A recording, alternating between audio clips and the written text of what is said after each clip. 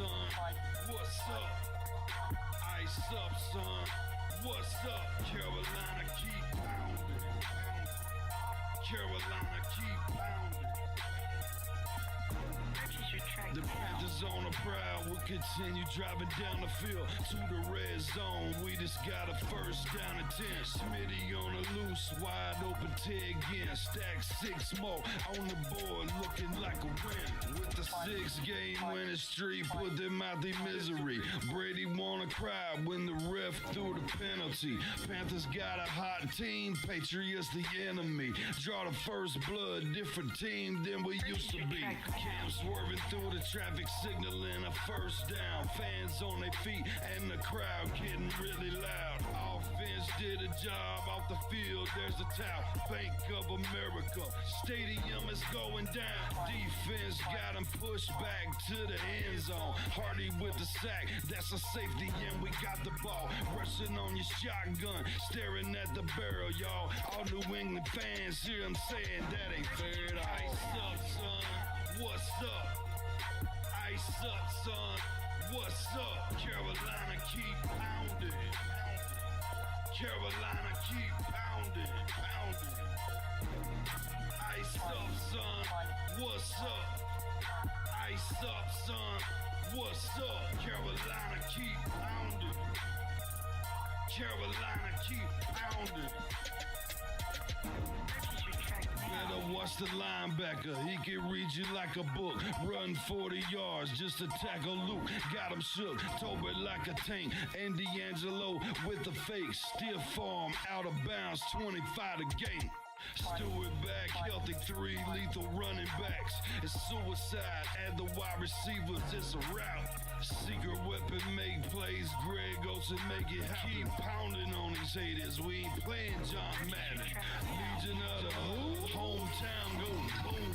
Force and fumbles, Panthers making sure the ball is loose. Jack move, Charles Johnson, yeah, he will come attack you. State of mind, mentally and physically, we pass you. Godfrey in the nickel back, and he making sure we're safe. Panthers on the prowl, we gon' come and elevate the state. Hard fought thriller, only 59 seconds left. Panther fans on the feet, heart beating out the chest. Ice up, son, what's up? Ice up, son, what's up? Carolina keep pounding. Carolina keep pounding. Ice up, son, what's up? Ice up, son. What's up? Carolina keep pounding. Carolina keep pounding. Ice up, son. What's up? Ice up, son. What's up? Carolina keep pounding. Carolina keep pounding. Ice up, son. What's up? Ice up, son. Carolina keep pounding. Carolina keep pounding.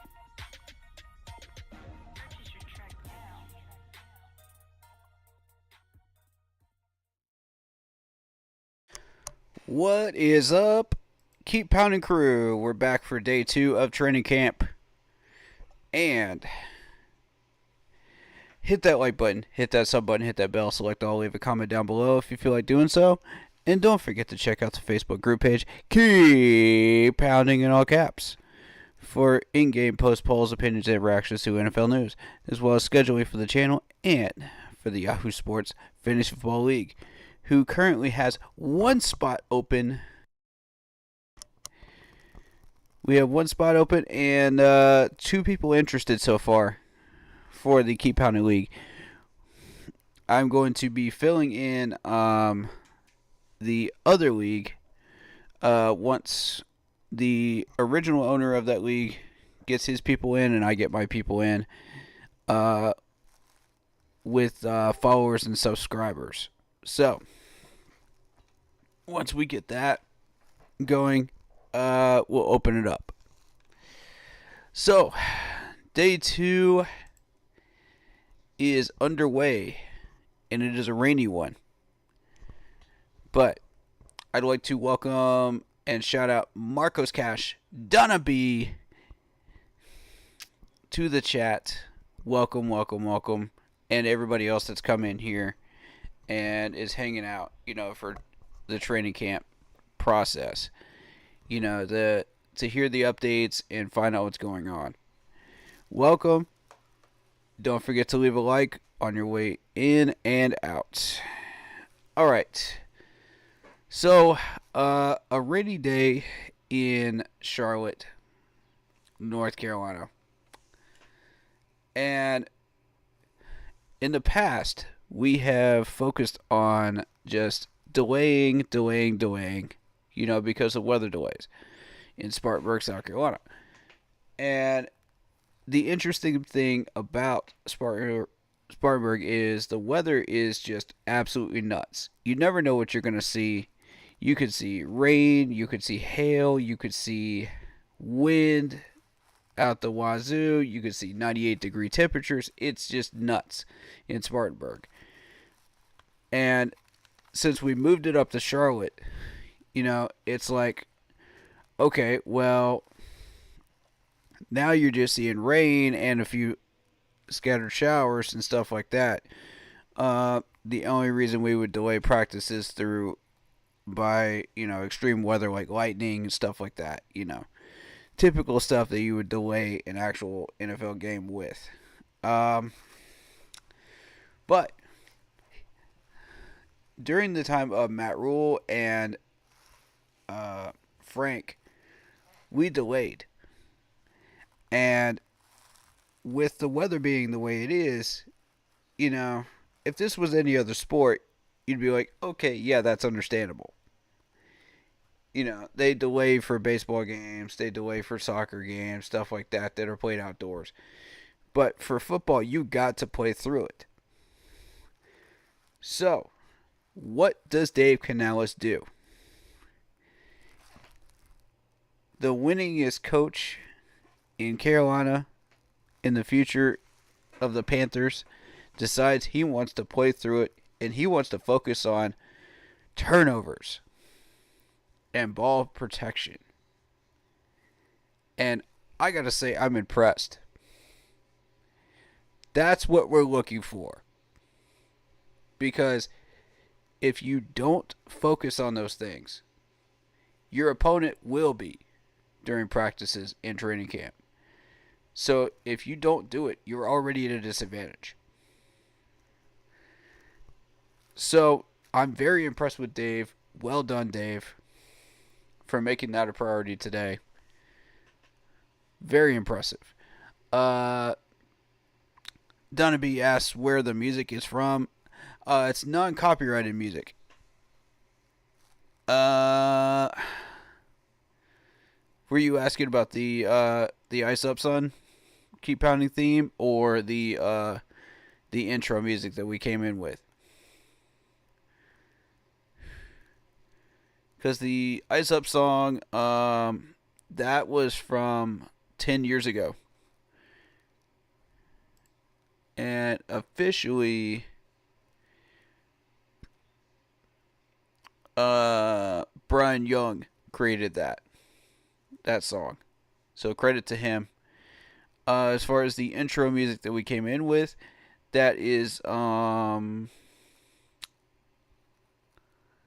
let's see. That's from non-copyright music, free music. It's a channel that you can subscribe to. I just found it like minutes before I started streaming, so. But I like it. That was a banging song though. That hit hard. So. But yeah, pleasure to have all of you here. And I love the fact that Dave Canales is just focused on the right things. Yet again, I was watching a couple of streams before I jumped on here. And one of them mentioned Bryce Young's footwork and the fact that he's doing better with opening his hips and just throwing the ball better, and actually stepping up into the pocket, which that's very good. That's a good sign for what's coming. And thus far, he has only thrown one incomplete pass through 2 days of training camp. That I'm aware of.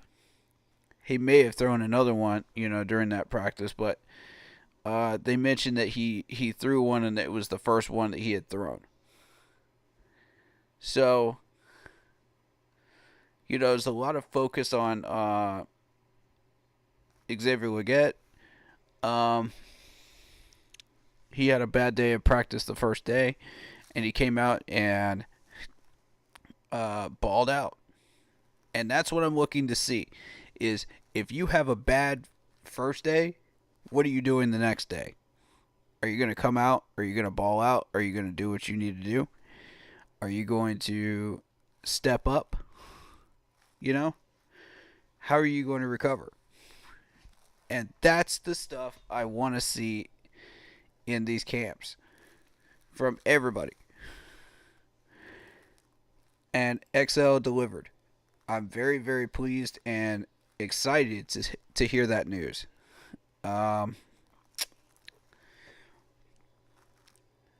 Obviously, I'm in a different setting right now than I normally am. Once things get settled down, in the next couple of months, I'll be back, in my original setting, and maybe at some point have a green screen. Who knows? But yeah, things have been pretty crazy the last few months, so ignore the settings. I'm at a friend's house, so. So we'll be doing a little bit of recap on day 2, and also we'll be doing suppressors as well today. We did have a couple of transactions to go through, but that's really about it today. It's just what they did today and the media stuff. Which I also didn't do the media stuff from yesterday because we went like 2.5 hours and I just ran out of time, so and didn't even realize I didn't cover it, so but we'll get it. Transactions, that's what I want.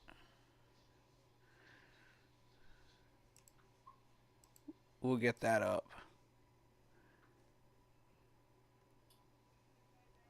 And then we'll go from there.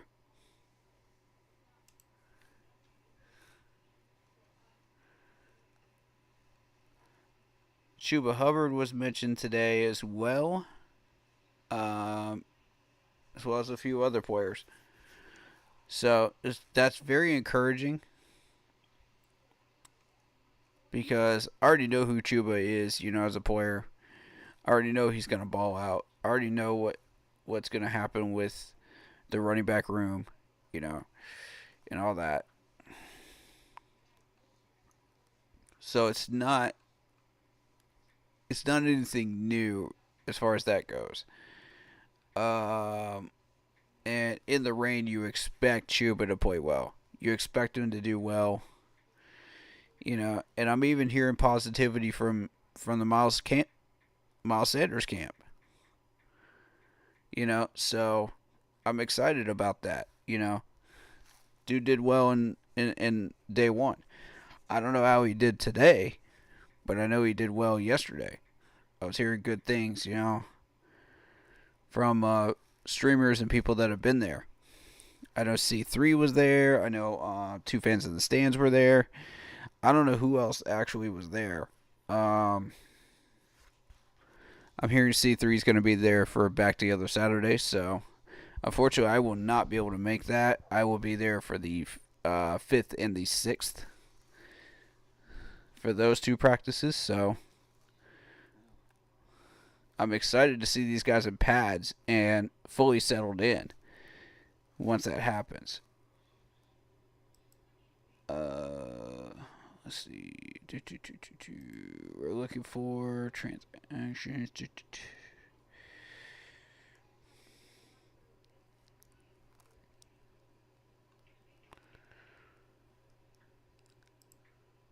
That's what we're looking for. Okay. Courtesy of Darren Gant. Cool, cool, cool. All right, so this move came in just about an hour ago. Popo, the defensive lineman slash linebacker, officially named linebacker, had an Achilles injury. So we cut him and we signed the Tampa Bay wide receiver, Mr. Tompkins, Devin Tompkins, who is a 5'8", 155-pound wide receiver. Caught 22 passes for 115 yards and a touchdown for the Bucs in 22 games in the last 2 seasons. He also returned kicks and punts for the Bucs. So he's a special teamer too, and he's from Utah State. Is anybody in chat interested in his college numbers? Because I'll throw them down for you guys if you're interested in them. What's up, Black Poppy? Welcome on in. He's my mod. Excited to have you here.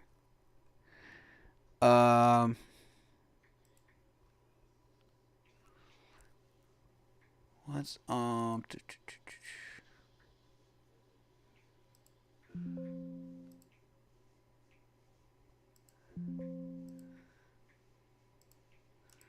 gonna get all this stuff on the screen for you. Give me one moment.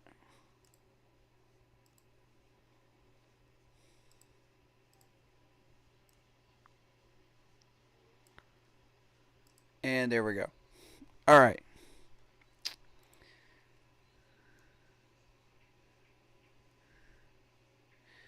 So, 102 passes, 1,704 yards, 10 touchdowns as a senior for Utah State. Ran a 4.35 in the in his second 40-yard dash at his pro day. So this is somebody that's worked with Dave Canales already.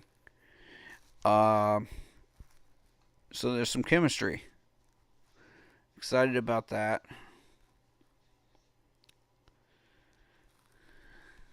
Now, I wanted to bring up this. Written by Dean Jones today. Came out about 2 hours ago.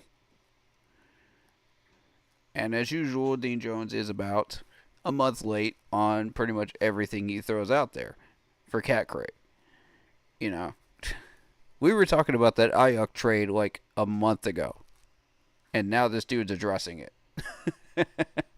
This is yet again another one of those articles I've got to address. And I honestly, like, people were throwing out there different trade suggestions for Ayuk.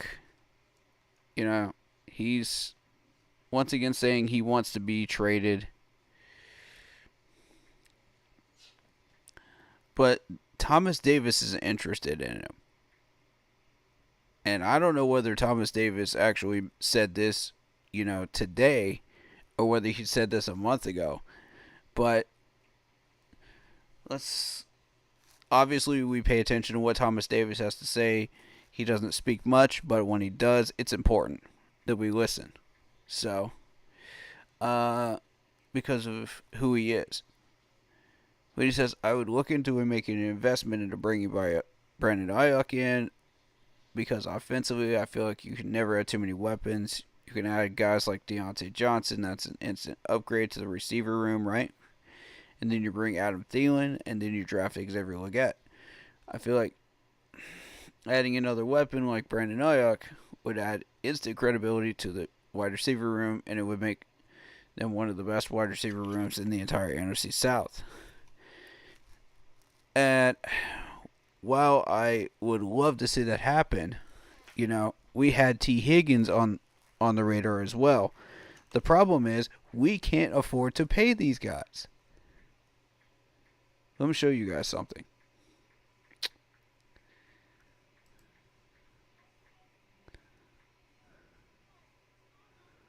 What does our cap space look like? $6 million. How are you going to afford either one of these guys? We're lucky if we could afford Yannick at this point. Much less a guy like Ayuk that's going to demand a lot of money. You know, are you going to work out a contract where you only pay him like $2 million this year and then like $10 million next year or something like that? Like, what's going to happen there? Then you got T. Higgins, who just got franchise tagged, and you're like, okay, well, how much money is this dude gonna want? You know, like, if he's turning down the amounts that the Bengals are offering him right now, what is he gonna ask from us? We don't have that kind of money right now. So it actually works to our advantage that he got franchise tagged this year. So he's going to be a free agent next year. And I doubt he comes to an agreement deal with the Bengals, which means he'll be a free agent and available for us to go after, where we have a lot more free capital and draft capital and money. Marcos Cash says, restructure Moton's contract. I agree. That would free up the available money that we would need to get a guy like Yannick and possibly a wide receiver like Ayuk or T. Higgins. But it would be really tricky to get both. I think you probably be pumping a lot of money into Yannick, considering what we've already been pumping into pass rushers so far. You know, but it all depends, you know. I want to see how much they're actually putting into pass rushers. That way we can kind of get an idea. Let's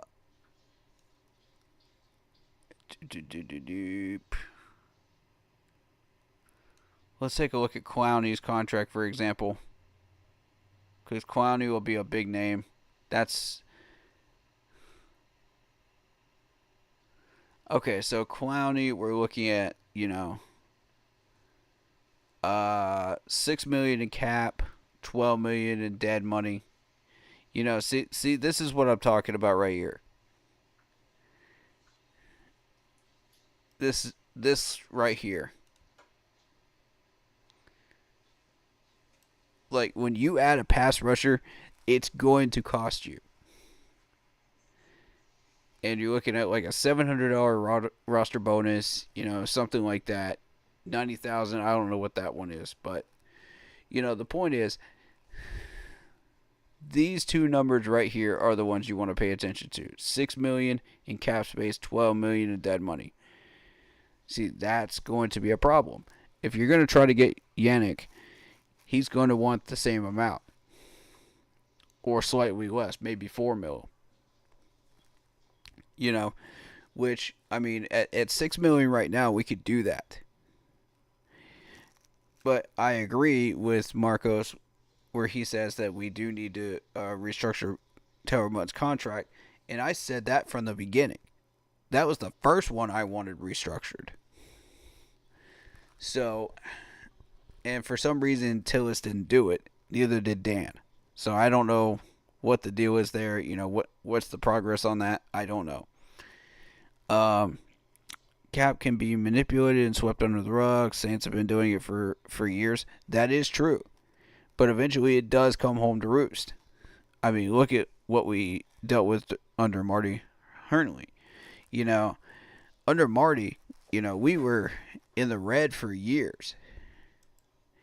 And the thing is, you know, and I'll point this out again for the people that are Washington fans, is you got Scott Fitterer that knows how to find these good players, but, you know, he's off the leash. He's not controlled by anybody. He's not controlled by the owner.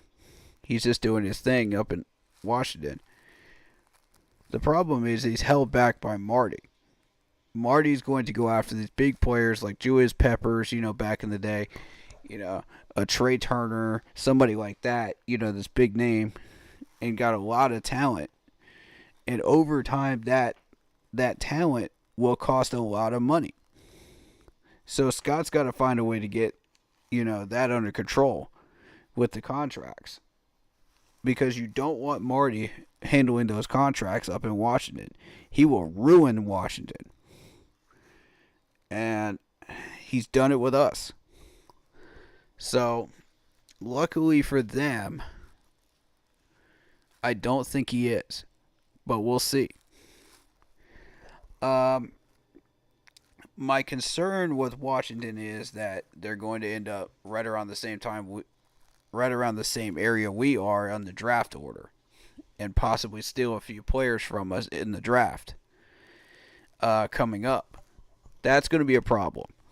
So if they get that figured out and they start balancing each other out well enough, that's going to be a concern.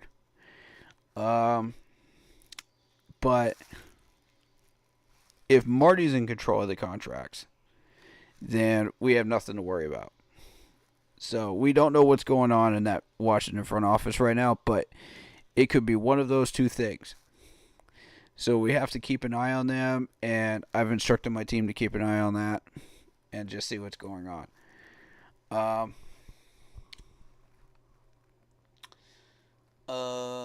I was going to tell you I was in the Saints Live press conference, and this official Saints channel blocked you.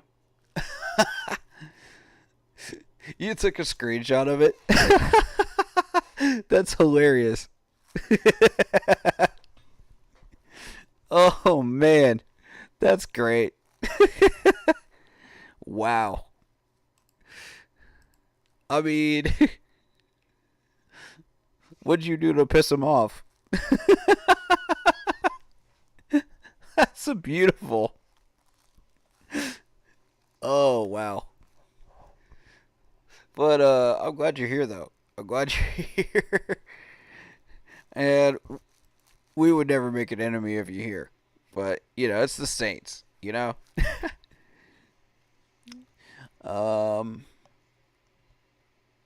But so far, we've spent about 146 mil on offense, 89 mil on defense, and 7 million on special teams. So I think all of that's going to culminate into something really, really good. And the fact that we're still in the black right now is really good, considering all the moves that we've made. And we can still make a couple more. I'm giving up on Gilmore because I just don't see it. The dude's playing games. It's been 3-4 months. Let him go. Eli Apple's out there, man. Go grab Eli Apple. Be done with it. If you're looking for a number 4 and you don't feel confident in Boodle, who actually did pretty good today, by the way, then Eli Apple is definitely a free agent option that we could choose. Because he was with the Bengals in the Super Bowl. So, which, by the way, Matt Rule said, oh, this guy will never do anything.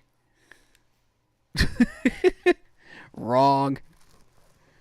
The amount of times that Matt Rule has been wrong, it is just ridiculous.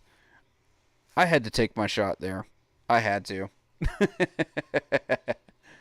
You know me, I had to. It was just irresistible.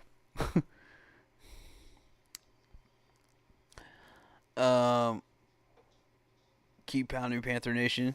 Keep putting that in chat. Yes, sir. Yeah, spam that. Spam it. Definitely.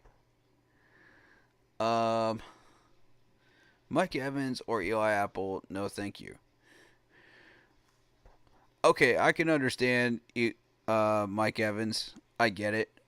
Too much money. Even if we were to restructure Taylor Mudd's contract, I still don't think we would have enough. And I don't think he would want out of Tampa that bad anyway, right now. Considering, it's been 4 months. If he was going to get out of Tampa, he would have by now. Somebody would have gone after him.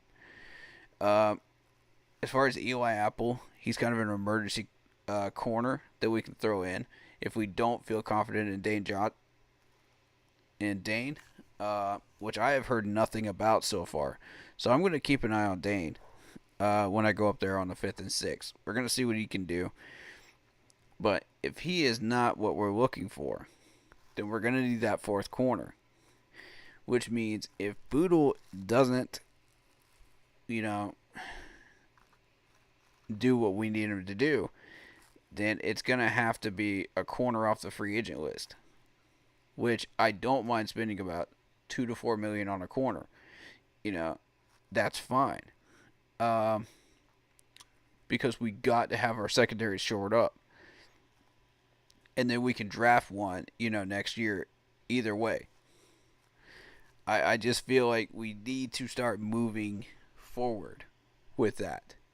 Instead of just staying stagnant. Because staying stagnant, increases the chances of injuries, becoming a problem. And it piles on from there. Problems-wise. Because these players do get older, and it becomes an issue.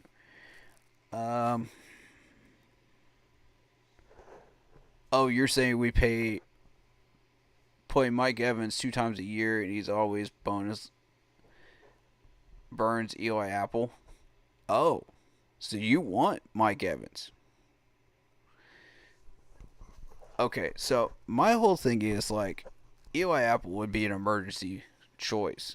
If we have to go after a fourth corner, Eli Apple would be a good one.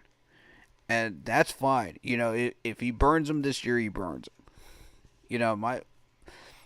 The focus this year is on getting those 7 to 8 wins, setting a foundation for the second year off season. And then once we go through that second year off season, we're going to have enough firepower to keep up with basically everybody. Except for probably KC. And San Francisco at this point. But we would definitely have enough firepower after another really good draft like we just had to keep up with Dallas and Philly. So I don't see a problem there. The only team that I see coming up that if they figure it out in the NFC would be Washington. If they figure themselves out, then they could be a very potential problem. But see, if Scott and Marty play against each other and work against each other, Washington's going to stay on the bottom for a while. Seattle is always lurking. Minnesota is always lurking. So you got those two, sitting there. The Saints are always lurking. The Falcons, as of recently, if they can get themselves together with this new quarterback and the new wide receivers, that they've got, then they could be a potential threat. The problem is, yet again, the Falcons did not draft offensive linemen. So the Falcons will be sitting on the bottom 2 of the NFC South yet again. Because of that reason, this is why I would not want to be a quarterback going to Atlanta. You're just going to face that every time. So, I don't know how their training camp is going, but I know ours is going well so far. We're making progress in the areas that we need to be making progress in, and I'm very excited about that, I think with Mike Evans, we could be looking at a pretty good wide receiver core. The problem is trying to pay him. You know what I'm saying? Like how are you going to pay him? We don't have the money for that unless we restructure Taylor Moton.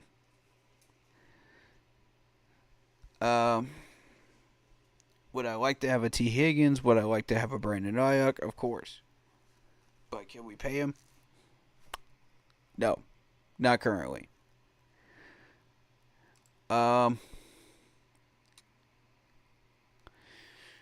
And I'm not seeing very encouraging things from Icky in day 1. I didn't hear anything about him or Taylor Moton in day 2. Which is a plus. If you don't hear anything about offensive linemen in day 2, then you're good. That's a good thing. Um, because you don't want to hear about these guys. You don't want to hear their names called if you're an offensive lineman. If you hear your name called in a negative way, that's a bad thing. But, day one, I typically write off day one through three, because you don't see enough of a concern. It's just warm ups and stuff like that for day one. They're practicing, they're warming up their muscles. It's trivial stuff. But once, and I tend to overlook mistakes and stuff like that after, during that period. But once you're settled in, then it becomes real, and then the mistakes settle in, and it's like, okay, if this has become a pattern, this is a problem.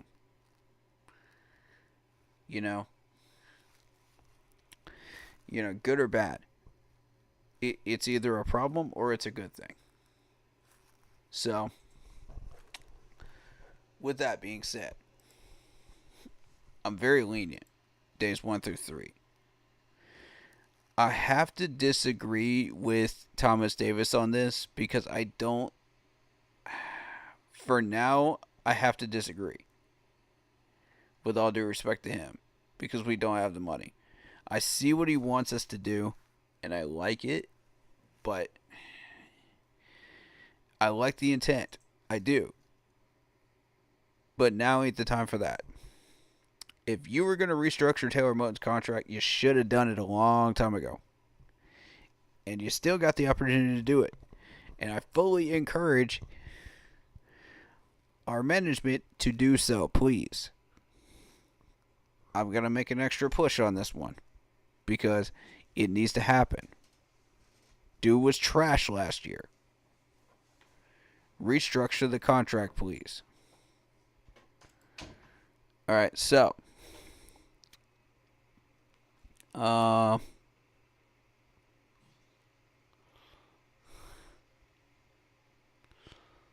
Let's see.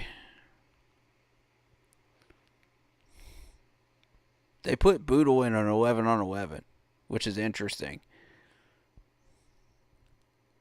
And he nearly picked off a pass from Andy Dalton.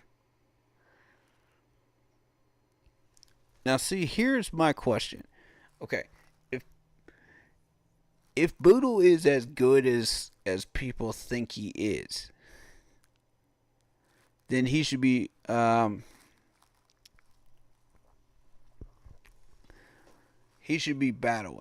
You know what I'm saying? Like, he should have had a good day yesterday as well, and stacked it. But I think it's a little too early to tell. If Boodle was as good as I think he is, he would have picked off that pass from Andy Dalton, because Andy Dalton is throwing like trash right now. He already threw a pick yesterday. He went like 4 for 11 yesterday.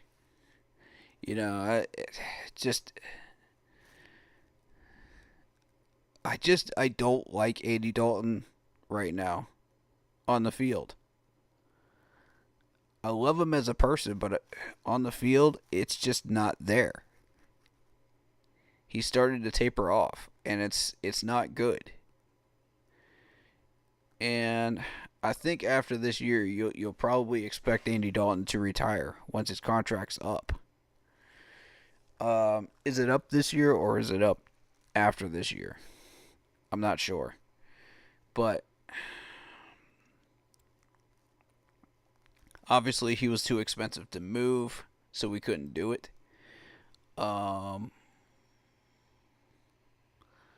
me see. Andy. Where you at, Andy?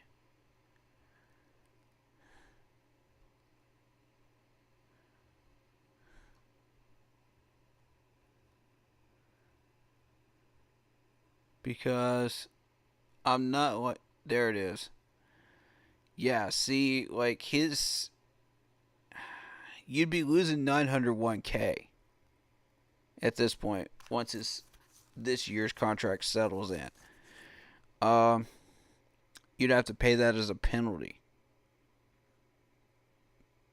You know, rack that up as a penalty, cap penalty. And see that total dead money exceeds his cap value. That's how you get that number. Um,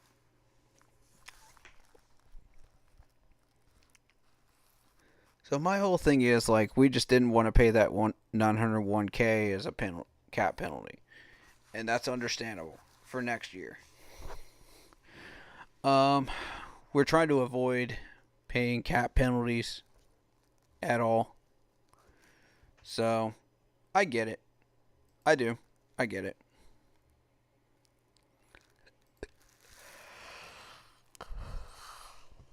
Excuse me, I'm tired.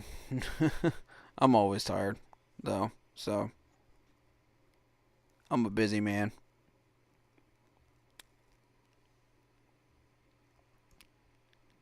Bryce Young talks chemistry with wide receivers. We'll get into that.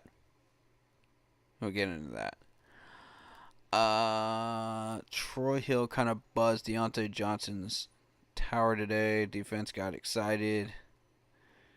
Johnson kept his cool. I wanted to say something, but it's not me no more. I'm growing. So I don't want to be that player to get all out of line no more. I'm trying to stay level-headed. I respect that. You know? I respect a wide receiver that keeps his head in those situations.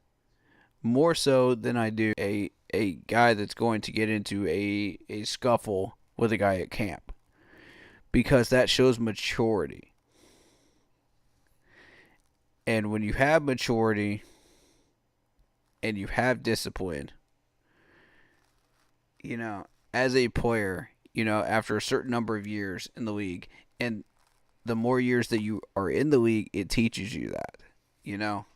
It teaches you to become more mature.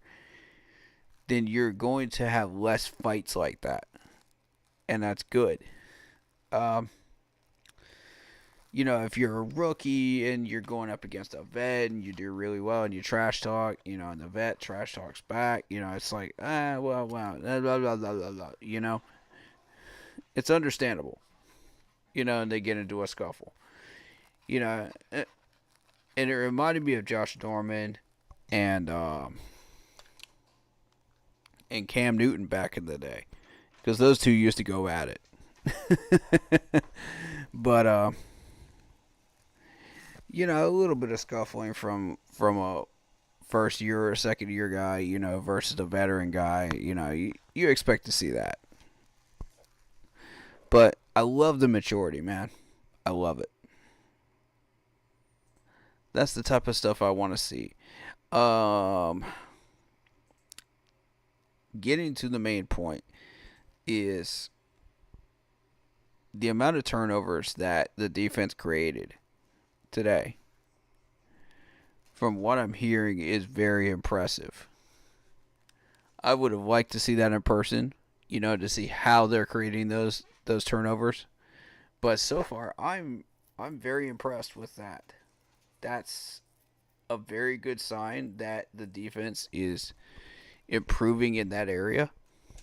We had issues with that last year. And you know, the thing is, like, we were almost dead last in creating turnovers, if not dead last. So that's a very encouraging thing to hear out of training camp, especially in day 2. You don't expect that this early. And these guys were getting pumped up and excited every time they made a play. And it's just like, okay, the chemistry is there, you know? The chemistry is already there. And that's a beautiful thing. That shows we are making progress in a lot of areas that I'm really, really excited about. You know? It creates competition. These guys want to compete. They want to make the plays. They want to be the guy that the whole defense just yells for, and gets excited for. That's cool. That's something we need. So, I'm excited to see, all these little things that are going on. That even in day 2, you're starting to see all this stuff. And it's like, wow, already?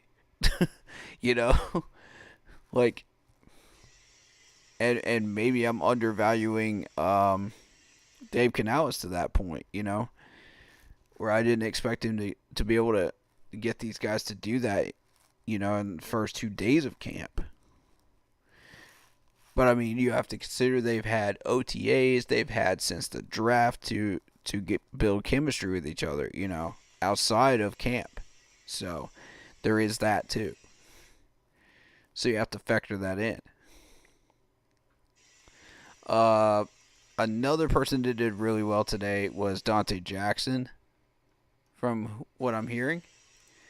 No,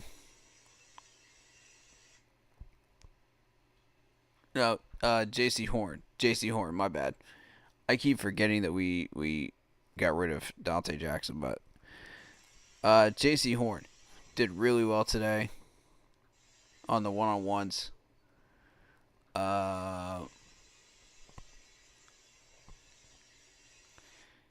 And Dave Canales said that Xavier Woods had 2 great opportunities against a great corner. And he learned some guys. Okay, so. Xavier Leggett. Sorry. We have 2 Xaviers, so. Easily confusable, right? So. XL had a really good day against the corner. JC Horn. But the thing is, and this was explained by a different content creator. I forget who it was. Let me check my search history real quick. I'll be able to tell you which YouTuber it was. Also, make sure you're subscribed to the Robstar Report too. Love this dude. But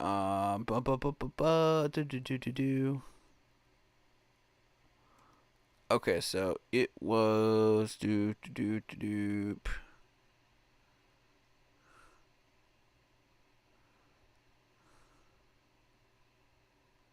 which YouTuber was it? It wasn't okay, it wasn't Two Fans in the Stand. Okay, it was Panthers Advice. Panthers Advice. Go sub to him too. I like this dude. So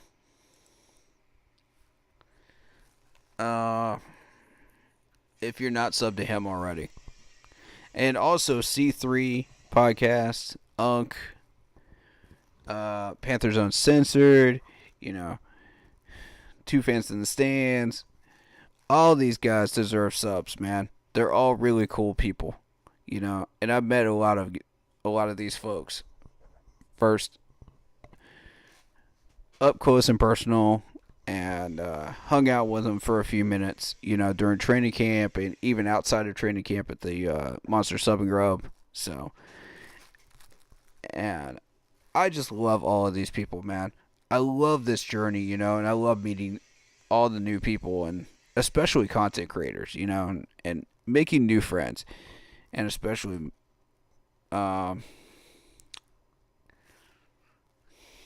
what it takes to do all this stuff, and having those conversations with these people. Having been doing this for about four years now, I can start to have conversations about technical stuff, and just, whereas when I first started out the first 2 years, it was just raw, and now I'm like, oh yeah, I can understand where these other content creators are talking about the tech and the gear and everything else, just the software they use, and it's just tech talk, and it's so much fun now being able to jump into those conversations and be like, oh yeah, we're doing this with this type of software and da da da da da da da. It's like, whereas when I was fresh and raw, I was like, what in the heck are you talking about?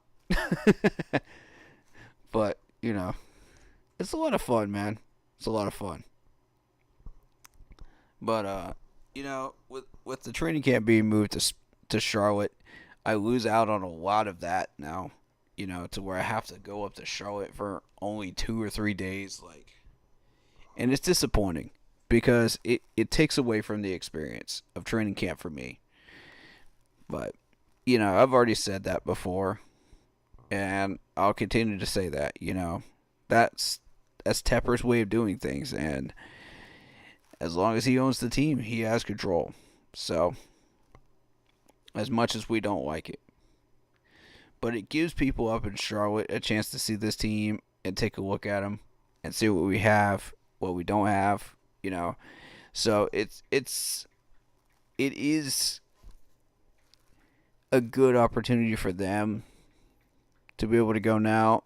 But for the people that are in South Carolina that are streamers, it's like, okay, well, we've been doing this for a few years. And then we lose out on our opportunity to give them an opportunity. But these people traveled. Are we willing to travel up there? With 2,000 tickets? Come on. If you're going to do this, at least give YouTubers a little bit of, a box for us. You know what I mean? So that we can check this stuff out, and enjoy it, and talk to each other and gain knowledge off of each other. Because we all pretty much have met each other by now, and it's just kind of like, well. But it would be really cool of the organization to kind of pay attention to the YouTubers just a little bit when it comes to the training camps, because we used to get a lot of our content through videos and just breaking down the videos. But with YouTube and the copyright and everything else, we haven't been able to do that. So I don't know how these other YouTubers are getting away with that garbage, where they're breaking down videos and not getting hit with copyright. Y'all have to explain that one to me. What scientific trick are you guys using that's working against the algorithm? Because honestly, I would love to be able to do that for you guys. But unfortunately, YouTube just says, nah, copyrighted material, every single live stream and video that I've ever put out.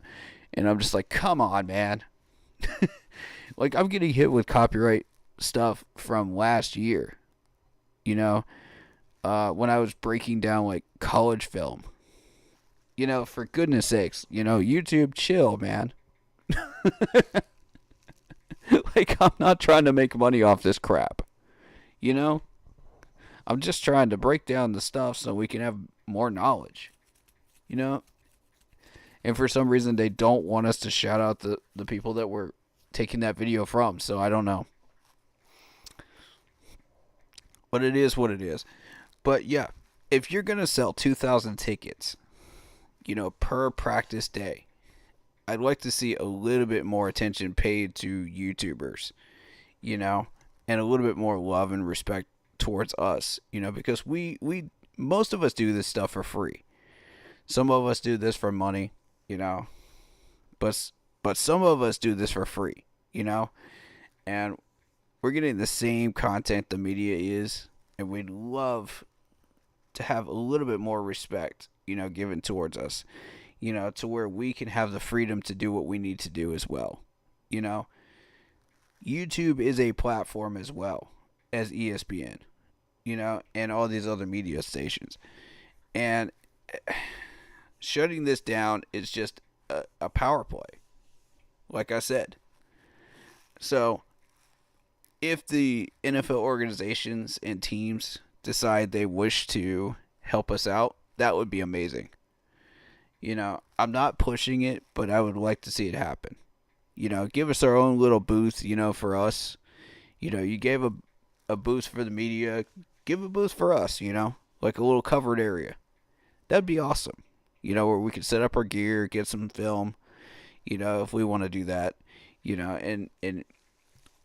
and be allowed to put that content out there, where we won't get copyrighted, Whereas if anybody else in the crowd decides they want to do that, obviously hit them with the copyright. But we would be allowed to do that, even as non-monetized people, with credentials. Get us credentials, like, not so much the same credentials as the media have, but, like, credentials all the same, that they're a lower tier than the media to satisfy them. Maybe that would solve the problem. Because before 2000, before that rule came out, nobody cared. Nobody cared that we were putting that video footage out there and breaking it down until YouTube copyright decided, oh, hey, let's stop them from doing this and this and this and this and this, because people were making money off of it. It's like, come on, man. You should have badges as far as, like, are you a YouTuber that makes money off this, or are you a YouTuber that does not make money off this? If you're a YouTuber that makes money off this, you should be hit with some type of fee or something to do that. If you're not, then you should not. I think that's simple enough, right? That's fair to everybody. That way we can all get the content out there that we want to put out there, and break down this film and break down what we need to break down. Because here's the thing, like, it's the same exact drills that everybody else is running in every other training camp. Same out routes, same slant plays, same offensive line drills, same everything. I've been looking around the league at other people's streams. I know, okay? I've been watching the footage. It's the same stuff. If it wasn't the same stuff, then I wouldn't be pushing this.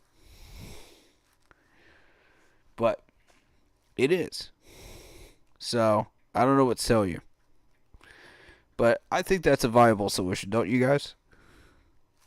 I mean, let's adjust it. Maybe the organizations have some power over this, and maybe they can have some pushback against the media to where they can do that and satisfy the media to where they're not cramming this garbage rule down our throats, and stopping us from getting this footage and breaking it down.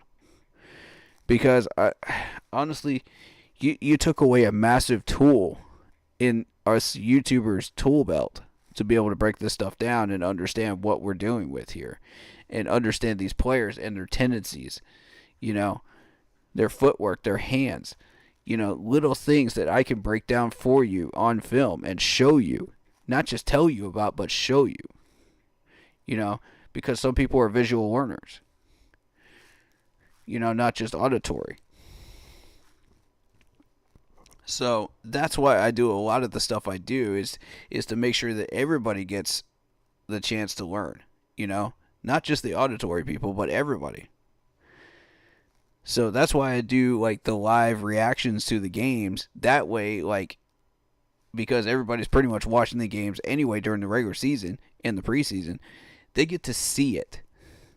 Not just hear me talk about it, but see it firsthand. What I'm talking about specifically. So I'd like to see that happen. So somebody suggest that to the organization. Let's see what happens. Maybe we get lucky. Who knows? But I think it's a good idea. But I like the competition that we had today. That's excellent. And Horn's always been really, really good at reading wide receivers.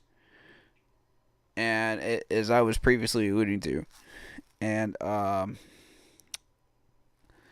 Panthers Advice had mentioned before, I I think it was XL or was it Deontay? One of the two had this shake and bake, move where they try to shake and bake the corner and try to get past him. But it doesn't work with Horn because he's been in the league for what 3, 4, 5 years now. He doesn't move. When he's healthy, he does not move.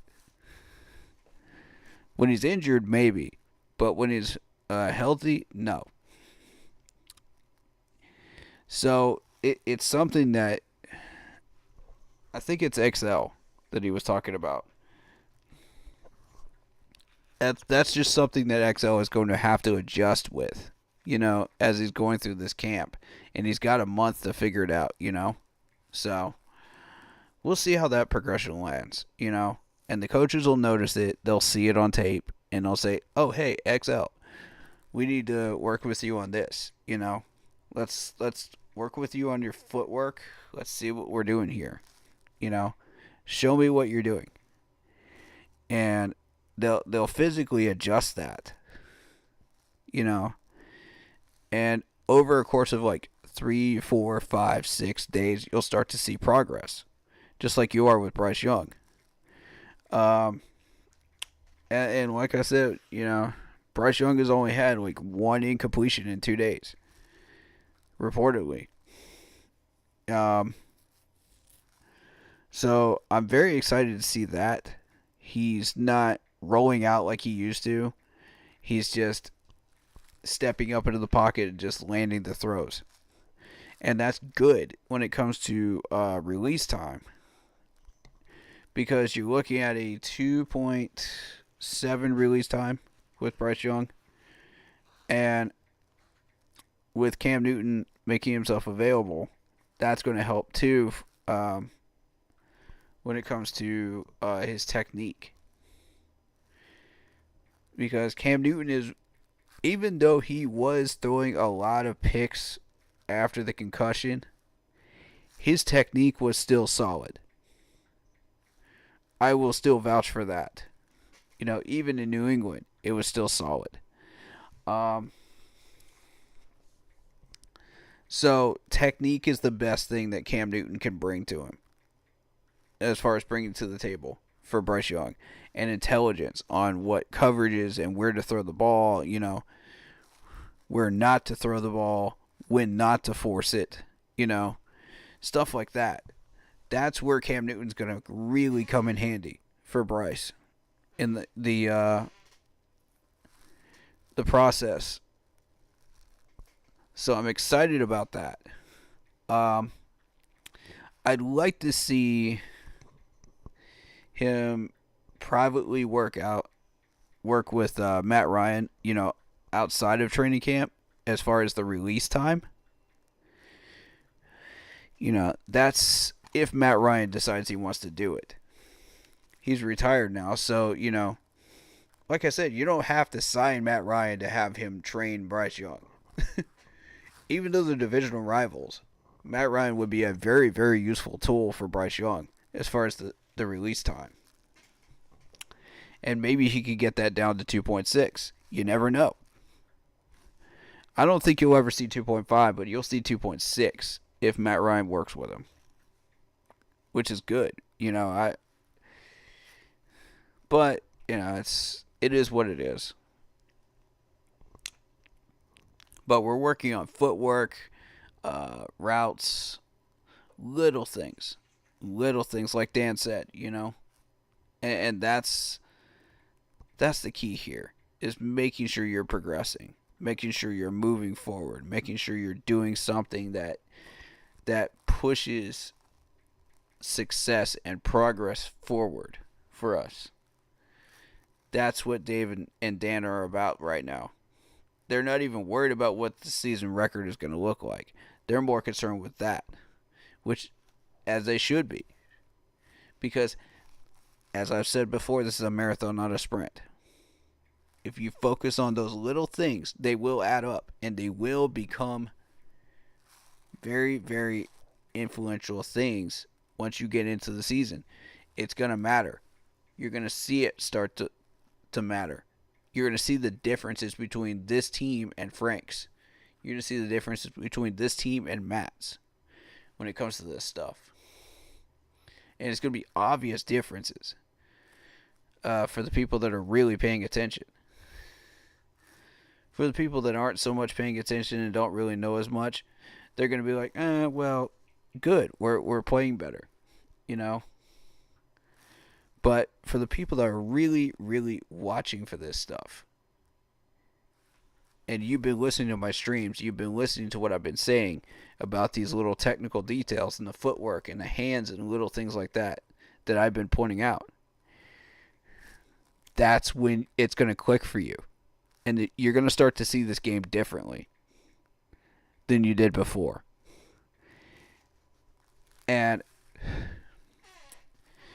for me, I remember when I started seeing this game differently. It was 2005. 2005. Because I was more focused on our success, you know. I was like you guys. I originally were, you know. I thought, okay, well, we're doing well, we're playing well, cool. But I never thought to ask the question, why?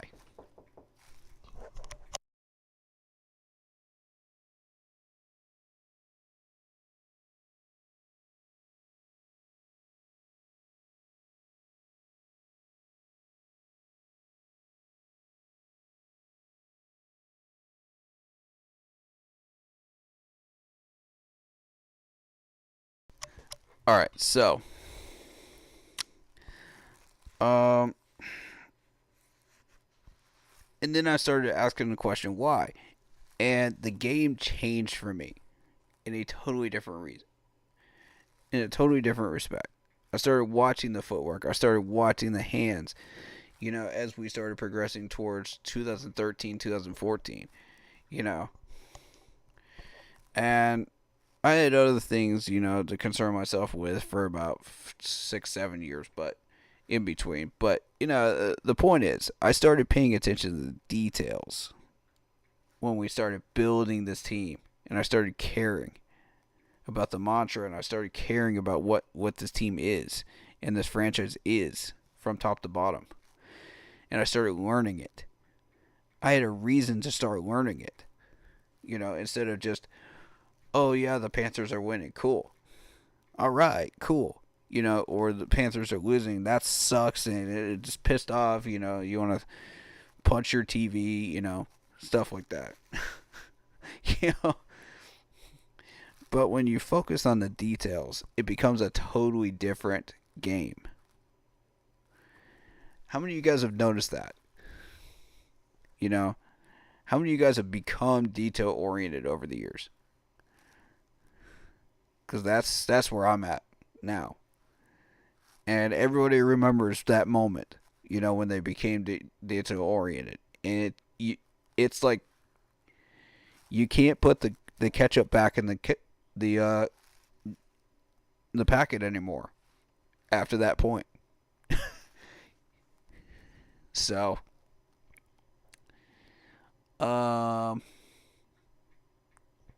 as far as the crowds, we had better crowds today, which was good. They all stayed there and watched even through the rain because we had covering, which I was a huge proponent of the coverings for the bleachers. Yes. I'm a huge fan of that. I just wish we had more bleachers and more ability to fit more fans in there. Because again, we're averaging 4,500 people, you know, per day back in Spartanburg, you know, last year. And that's not even accounting the joint practice. So it's like Willy Wonka tickets here. You know, it's like you either get them or you don't. It's like, come on, Tapper. Really? I understand it makes it easier for parking and stuff because you have reserved parking, but this is ridiculous. You know, just treat parking like you do with a normal game. It's not hard. You know, if private businesses want to charge, you know, parking fees, you know, just tell them chop that down to a fourth of what they would normally make. That way they make their profits, because it's training camp. It's free. Come on. You're at least making something. I'm being fair to those businesses because I'm a businessman too, So I understand what that's like. I understand why that's necessary. I get it. You can't just have people willy-nilly parking your parking spots if you're a business in Charlotte. You got to charge them. I get it. I'm including you guys. I am. But at the same time, it does become ridiculous. To charge like $60 for a parking spot. Like, come on. And then you got the carts that take you up the street for like, what, $40 or some garbage like that. And I'm just like, come on, man. For 15 minutes of walking, I've got feet. I'm healthy. I can walk. I've got an umbrella if it's raining. Come on. Ridiculous. There's a certain point where it does become ridiculous. And you're just bunny hungry at that point because it's in downtown and you're just making way too much money off these people that, an arm and a leg that you shouldn't be making. And some of this stuff is more expensive than some of the events are. Because I've been to PNC Park, up there in North Charlotte, and these people will charge you an arm and a leg, for some of these parking spots. And it's just like, come on, man. Ridiculous. The parking garage isn't too bad. $20, $30. But, yeah, that's across the street. But once that gets filled up, you're screwed. That's why I have a couple of parking areas that I know about that I'm not sharing with people. Because once they've figured these places out, it's like, okay, well, now we got to find a new one. So I kind of kept that to myself for now, except for people that I really know really well. So, and only they know about it, so. And don't ask them because they're not going to tell you. Per my request. For that reason alone. But, we've got all the camp practices sold out. Except for Back Together Saturday and Fan Fest because those are in stadiums. Gee, I wonder why they're not sold out. It's because they're in stadiums. Come on.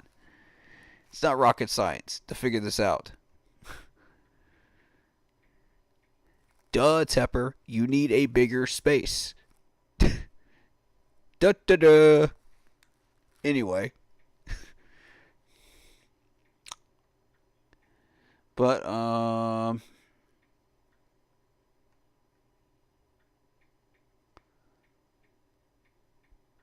fans can come to the main entrance of West 4th Street for availability for a limited number of tickets. Watch out for scalpers. I do want to remind people, watch out for scalpers. Especially during the regular season. Because a lot of people got screwed over by that. Those fake tickets and stuff. So that is a problem still.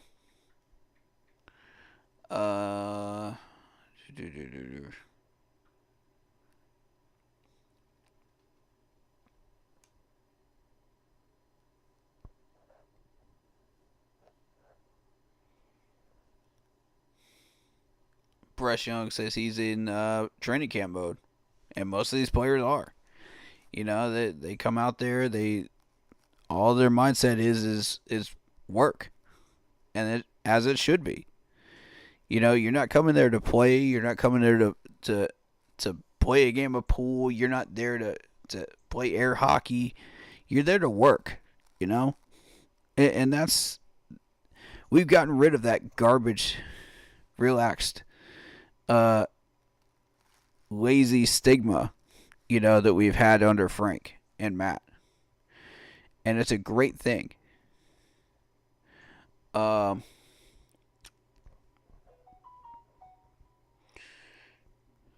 So Canales says he's in no hurry to make the choice between the kickers, and I agree with that.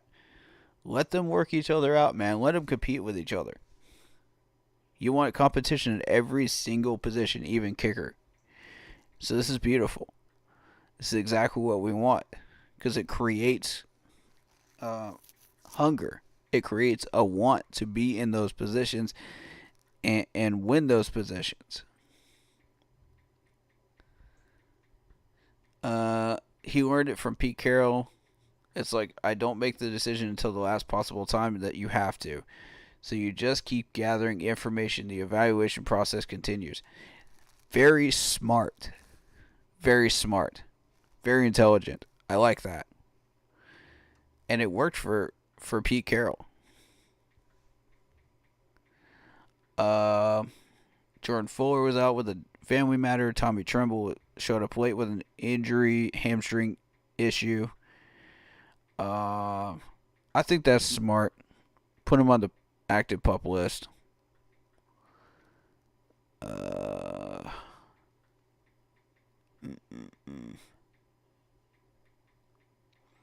And the free agents that are working out end up showing up at the end of training camp, which is normal. That is normal. So don't bash him for that. That is normal. That was happening during Matt Rule's time. That was happening during Frank's time. That was happening during Ron's time. That's normal. All right, so don't bash him. Marquise Haynes is back to work out for us. I would love to have him back, actually. You know, if we can't get Yannick, bring back Haynes. I'm in full support of that. I think Haynes was definitely on the upswing to do a lot of good for us. It's just we were switching to a 3-4, and there just wasn't a spot for him. You know. Plus, Frank had no idea what he was doing. So, but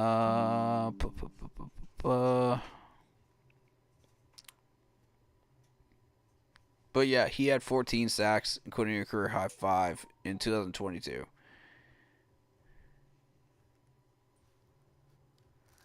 Yeah, Haynes is excellent depth. Absolutely. We're still waiting to see what DJ Wanham can contribute and DJ Johnson. We're hearing that DJ Johnson is a great pass rusher, and they're going to put him at defensive end. You know, not linebacker, but defensive end.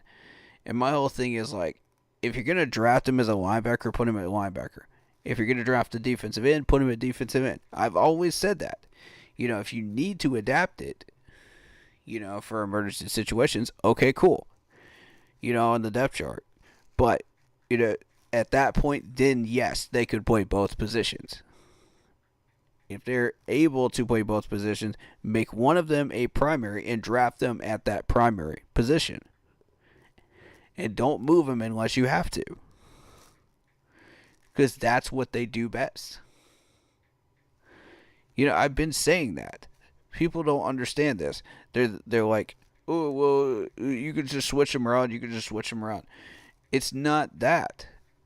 It's the fact that you are drafting them at their natural position where they are strongest at. That's what I've been trying to get across to people that don't understand this. They don't want to hear that part. All they want to hear is, oh, he's available to play blah, blah, blah, blah, blah position as well.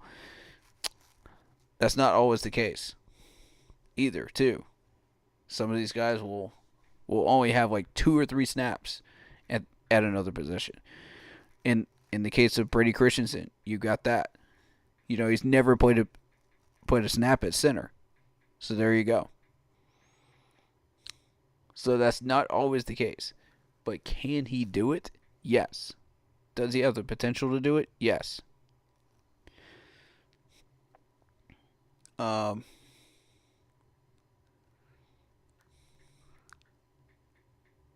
Clowney's been doing really, really well. According to what I heard, from this certain YouTuber, credit to him again, he said that Clowney was actually pushing the offensive line really, really well and did like a Von Miller type bull rush and then switched it, to an all-out pass rush. So I'm excited to see that, because he's got the level of experience, coming in from years of playing with Houston and a few other places that have taught him how to maximize his potential. And so when he comes in and he's played for winners before, so he comes in and he's already showing that potential already through the first 2 days. Putting heat on that right side of the offensive line. That's a very good sign. He's given that right guard all he can handle right now. And that right tackle of Taylor Moton. And in turn, it is exposing Taylor Moton, which is a good thing too, because Taylor Moton is either going to step up under pressure of Clowney or he's not during training camp. I'll say it again. Either he steps up or he doesn't. What's he going to do? Forged by fire. And that's exactly what we're looking for. Every one of these players at every position is not safe at their position. No matter how much you're making, no matter how long you've been in the league for, no matter how much experience you got with the Panthers, nobody is safe.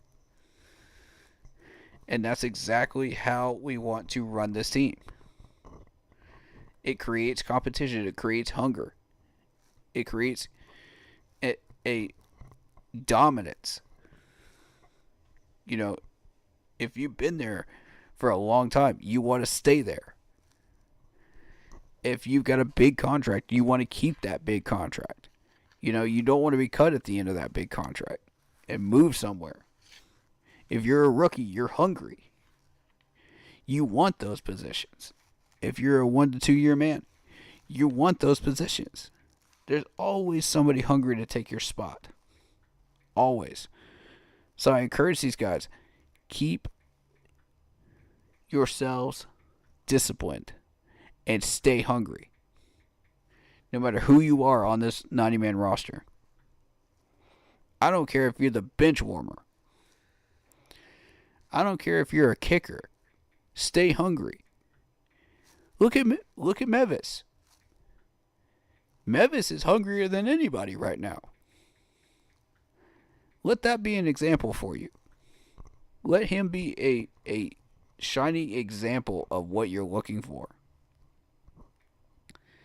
The rookies are the ones that are going to be the hungriest. And I want the veterans to learn from this and say, you're not the only ones that are hungry. We've had some bad seasons here in Carolina. It's time. It's time to resurrect the Panthers. And as Derek Brown, said, we don't want people looking at us like the same old sorry Panthers, We're not that team anymore. And he's absolutely right. We are not that team anymore. We're an angry, hungry, pissed off team that has not made the playoffs in years. I'm going to bring up the quote because I know somebody posted it. But I thought it was beautiful, I honestly thought it was beautiful. I don't see it. I honestly don't see it. But that was the quote, though. We're not that sorry ass team anymore. Quote unquote. We are a different team now. And we're trying to prove that. So, shout out Derek Brown on that comment, man. Shout out this man right here. Because he cares, man. He wants us to succeed. He wants us to, at every level, to succeed.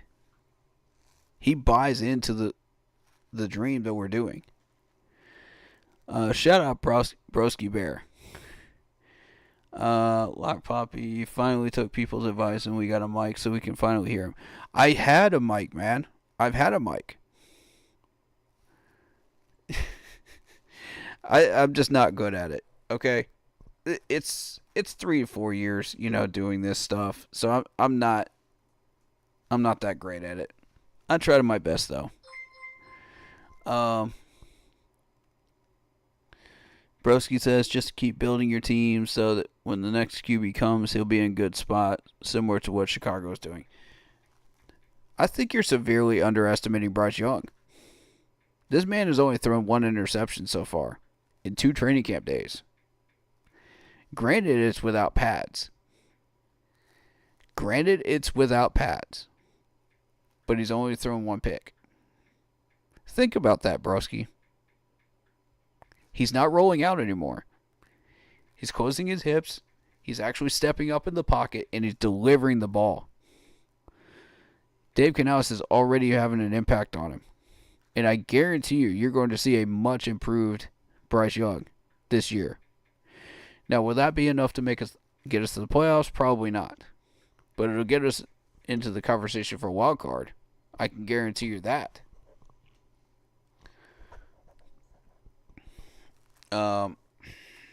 So I'm excited to see the progress of Bryce Young. I want to see this up close on the 5th and 6th. I'm going to be up there for that. And I'm going to be watching his footwork. I'm going to be watching how he adjusts. And, as a matter of fact, he adjusted on one play. Deontay Johnson was covered, and he hit Mingo over the middle as an adjustment. So, he's doing what he's supposed to be doing. As far as progressing. How that's going to translate to a preseason game and to a regular season game, we will see. But I honestly think Bryce is the right choice for us right now. We'll know that for sure once we get into a preseason game and we get into a regular season game. But I honestly think he's the right choice. So don't underestimate Bryce. A lot of people are, and I'm not surprised you are either, And I don't fault people for doing it. But if the only reason you're faulting Bryce Young is because of his height, what do you want him to do? Eat some spinach and become Popeye? At this point, come on. Like, he's not going to grow 2 feet. Stop dreaming. All these people that keep trolling with this garbage. Come on. Just admit that you don't like the guy. You got some type of stigmatism towards him, and you're just like, or stereotype towards him, and you're just like, well, now all you see is just this kid with a backpack. It's like, come on. He's more than that. I see a quarterback in the making. I see an NFL quarterback. And I've been hearing that from everybody. He looks like a kid going to the school for the first day, blah, blah, blah, blah, blah. And I'm like, guys, get off of that. He's not a child. Okay? He's not a teenager. Grow up. The dude's a grown man. He went through Alabama, for goodness sakes. He got a college degree. Stop it. Just because he's like 5'7". Heck, I'm 5'7". Just because I can't see over the freaking offensive line doesn't mean I can't deliver some passes too. Come on, man. I played tackle football in my neighborhood and I could deliver passes just fine. It's about timing. It's about knowing where your wide receivers are. It's about chemistry. It's about understanding who your players are that you're working with. It's about the mindset. The height isn't that big of a thing. Look at Steve Smith. Steve Smith was short as heck, yet he did all the things that he did. Look at Russell Wilson. Heck, the man should have 2 rings right now, not just 1. Thanks to Pete Carroll and Marshawn Lynch, but we won't get into that. But my point is, like, height should not determine whether you're successful in the NFL or not. It is not the end all be all. You know, and you've heard Blitzball say it. You've heard me say it several times. Come on. Get off of it.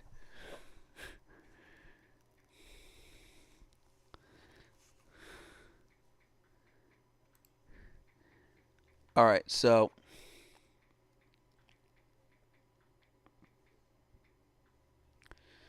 but yeah, I think if we keep building the team like we are, we just need one more offseason, and we will not be a losing team anymore. I can tell you that right now.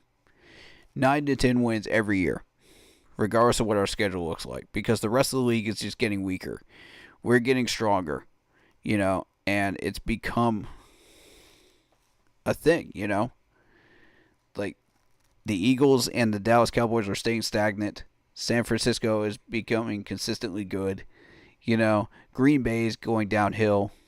Seattle's staying stagnant. Who's going to actually oppose us other than the people in our own division? That's what I'm thinking. Like, you can go through this schedule and say, okay, well, we get 7 to 8 wins this year. That's a stepping stone in the right direction. But it's the beginning of what we need. All right, so just to address that comment by Broski there, I'm going to continue on here through the chat. Definitely can hear him a lot more clearly now. Good. Volume could be a little louder, but it's an improvement. I think you need to turn up whatever device you have, Broski.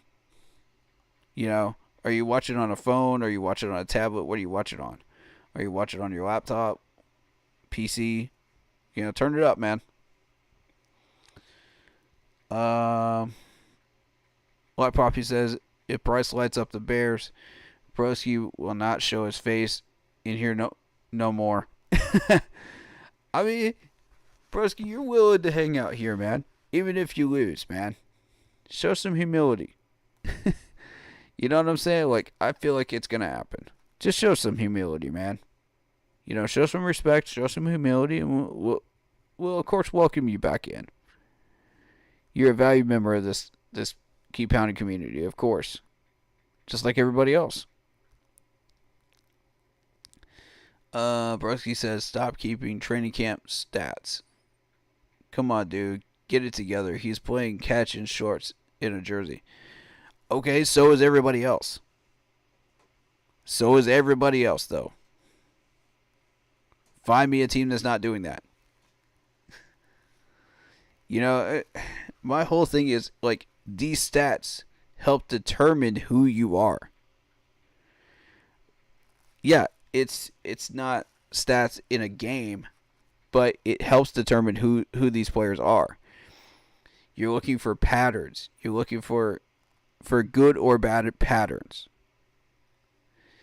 Just like you would in a regular season game. So, it does matter.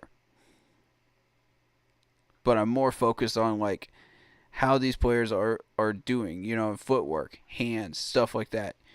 So, yes, I do look at stats, but I don't take them as seriously as the technical stuff, Xavier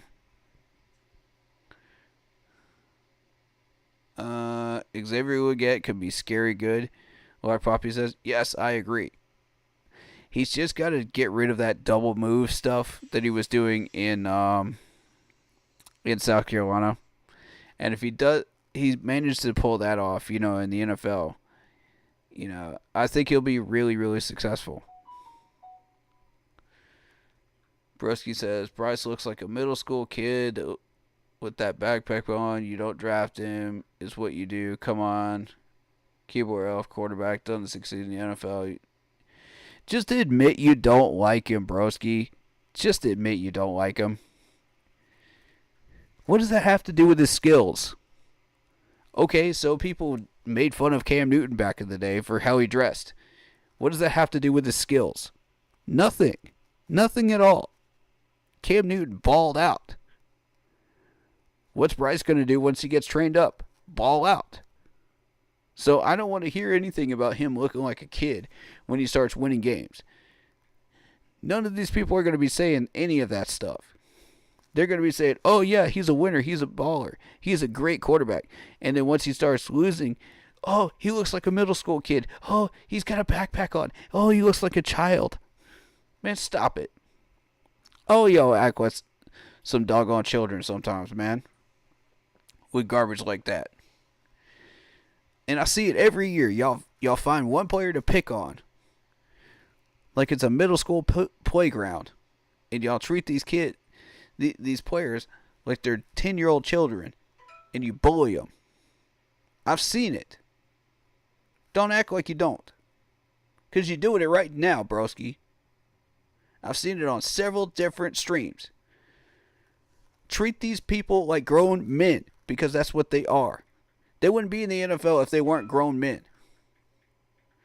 They have college degrees. They have skills. They have knowledge. Stop treating them like children.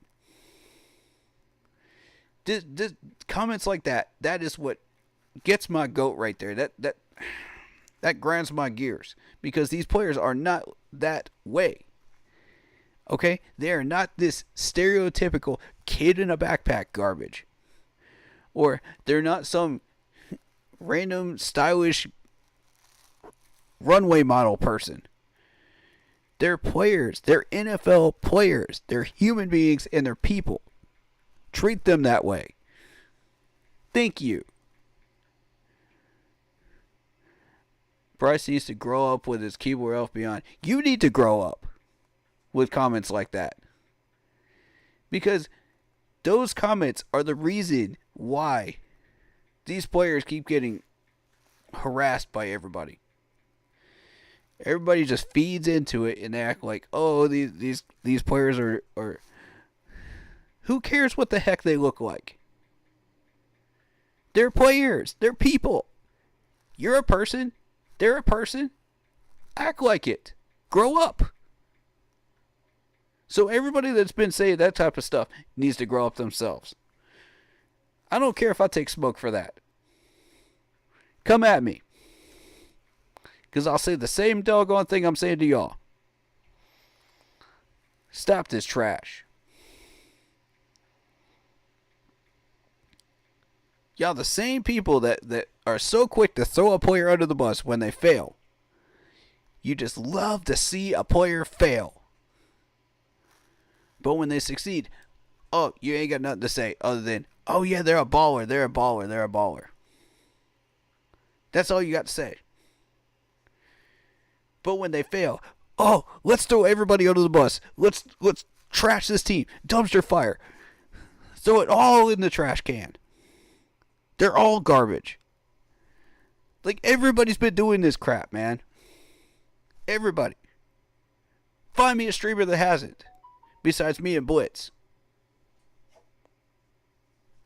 Sick of it, bro. I'm honestly sick of it.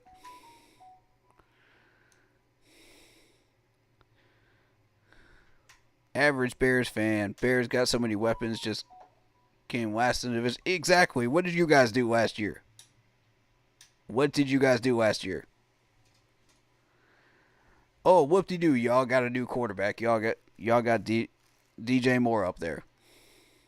DJ Moore is still going to be DJ Moore no matter where the heck he ends up. He's still going to put up the same numbers, whether he's in Carolina or Chicago. It doesn't matter.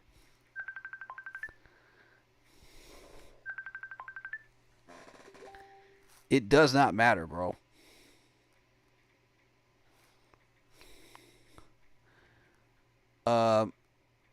David, if you're in chat, if you wanted to join the stream, just let me know. Because I think that was you calling right there. Sorry about that. But yeah, let me know in chat if you want to join in. And I'll get your voice in here. Alright? I'll make sure everybody can hear you. Because I know he's got some opinions too.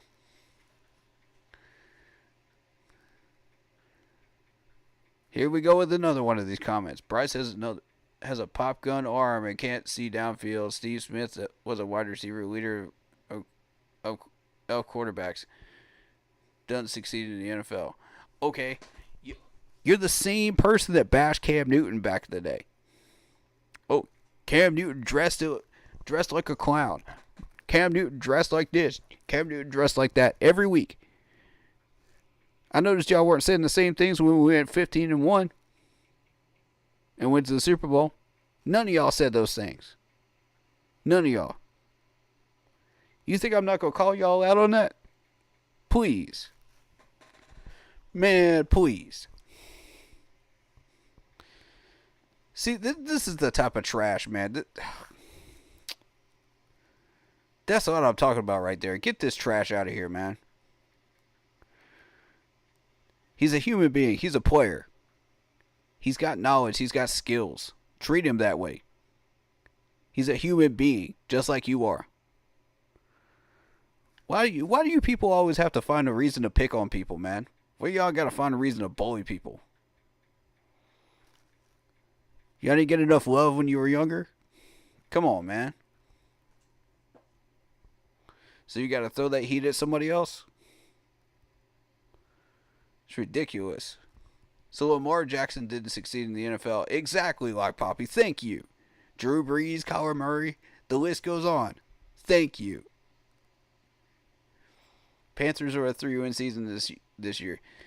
That's all you got. You're calling 3 wins. You're calling 3 wins, huh? All right, broski. All right, broski, you're on. Let's see which one of us wins this one. Let's see which one of us wins this. Because I guarantee you, 6 to 7 wins. That for a start. For a start. I'm calling 7 to 8.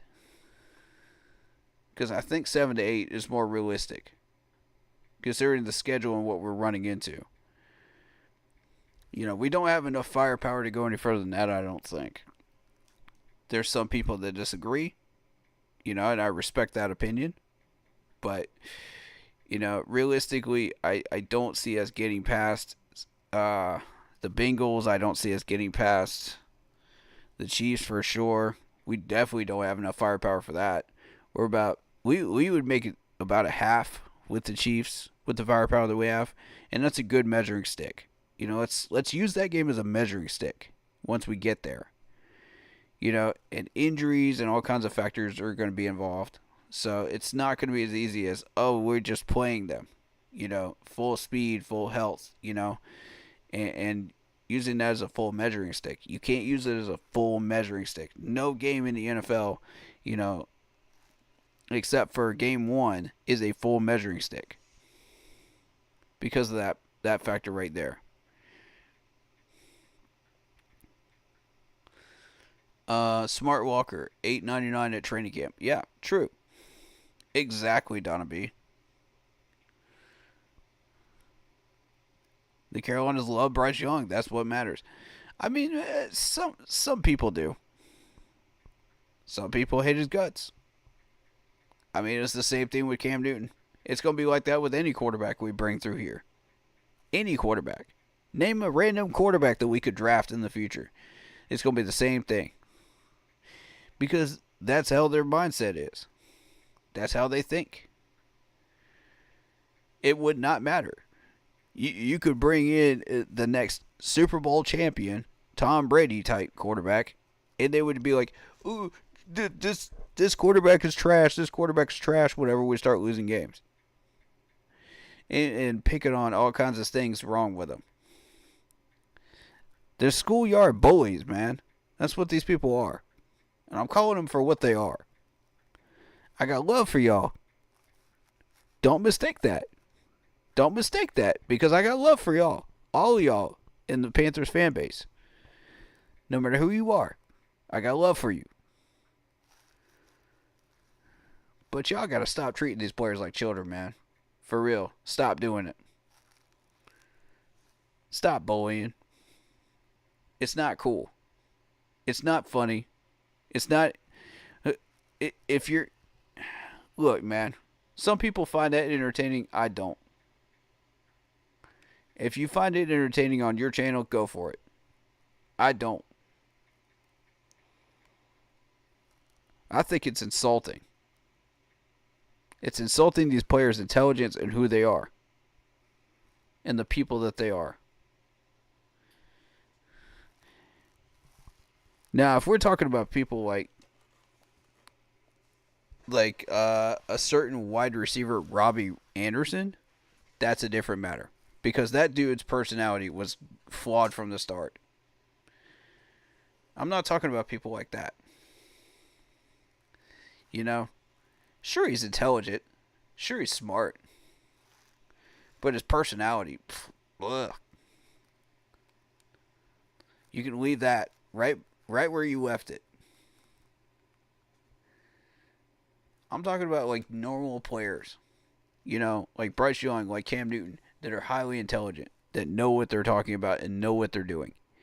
And yet they get the most hate. Why? I'll leave that up to you to decide.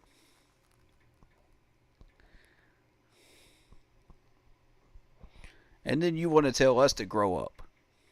That's where I got a problem, man. You want to tell people like us to grow up when you're the one spouting off all that nonsense.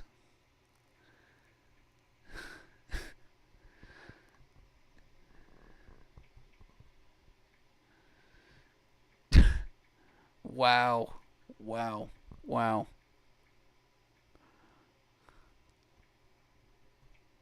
Lock Poppy says, "How old are you? Have you even seen the Bears play in the Super Bowl or a playoff game since like 2010?" Oh wait, double doink. And I mean, this stream isn't to bash people. You know, that's not the intention here. It's not to make fun of people.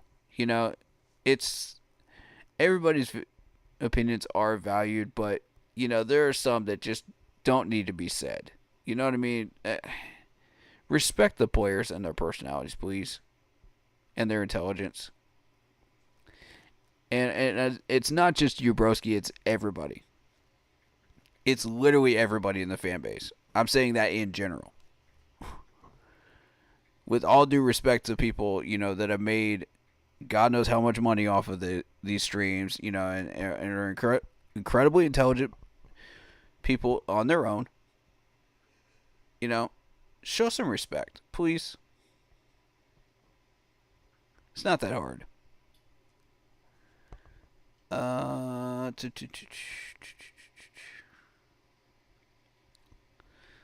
Drew Brees was bigger than Bryce, and so is Kyler Murray. Murray has freak physical skills. Bryce doesn't have any.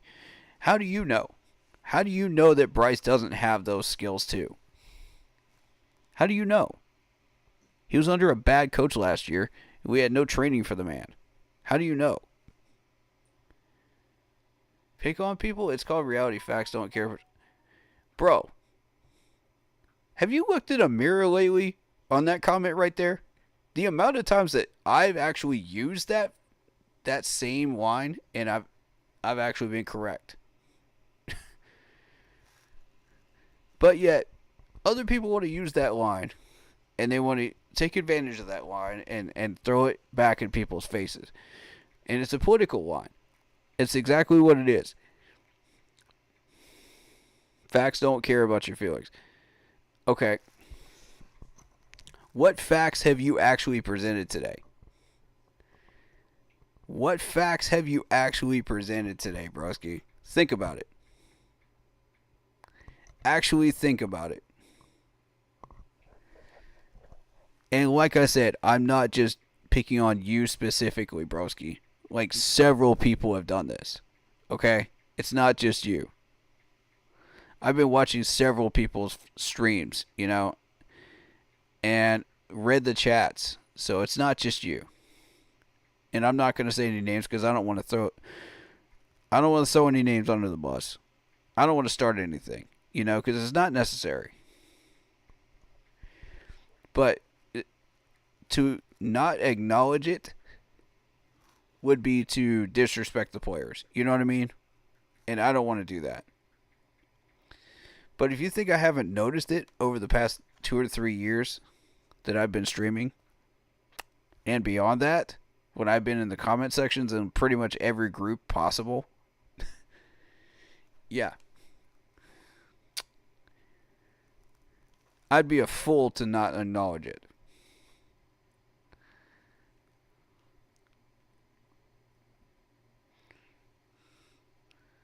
And I didn't even mention Lamar Jackson.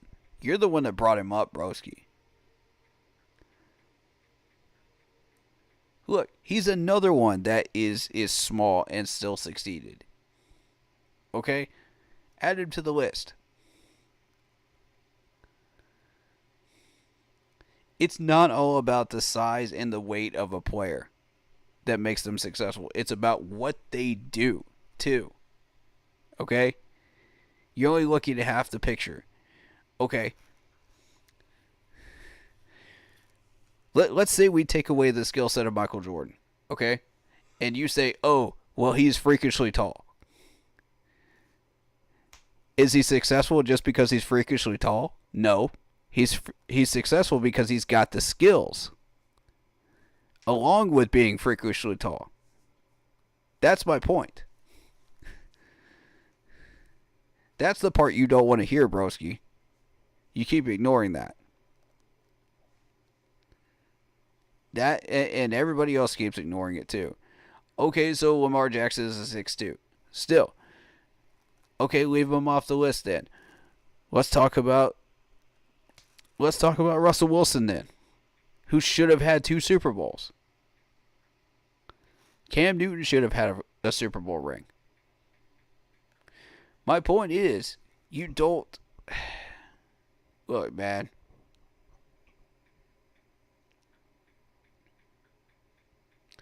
Stop bullying. Defenses will try to bully Bryce. It's the NFL. It's not a safe space. Get a clue.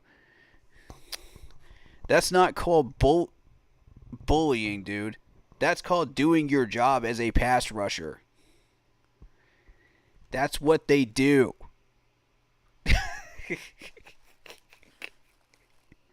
Oh my God. Bullying is saying, oh, you have unstylish clothes. Like they made fun of Cam Newton for. Or, oh, you're not tall enough to play in the NFL. That's bullying. So, before you tell me to get a clue, you get a clue. There's a difference between that and pass rushers actually doing their job and pass rushing. That's what the NFL is. That's what reality is. That's not bullying. Oh my God, man.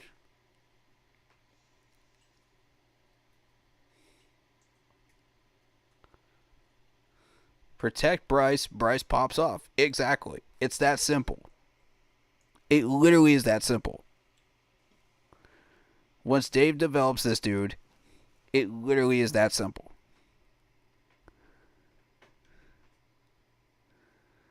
LJ is bigger than Bryce, the height and weight and freakish strong arm and speed. Bryce has neither. It does not matter. You could literally stick Tom Brady behind that offensive line last year. It would not matter. Like, broski, come on, man. You got to stop with this. Panthers are a dying franchise and the Bears ended them with the trade. Okay. We'll see, though. We'll see then. We'll see then. When we play you guys, when we play the Chicago Bears this year, we're going to see. We're going to see how you're going to see how much of a dying franchise we really are. We aren't. We aren't, bro. We're resurrected from the grave.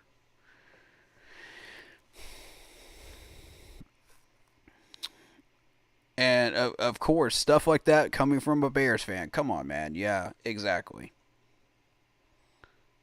What's the link you threw in chat, Lock Poppy? I don't know what that link is. And we did not blow the draft at all. We actually blew it wide open. Is what we did.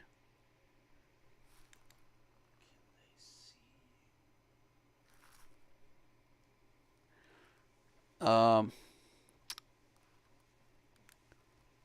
drafted a good wide receiver, Jonathan Brooks, best running backs in the draft. Sanders, Texas guy, and Trevon Wallace. Yeah, exactly.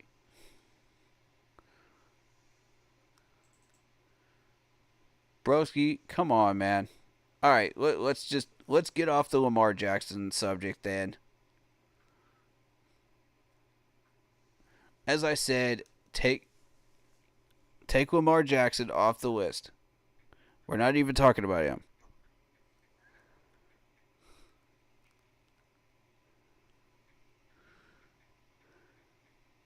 Uh, I don't know what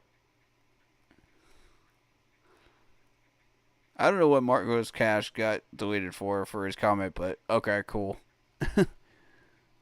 Football talk only for sure.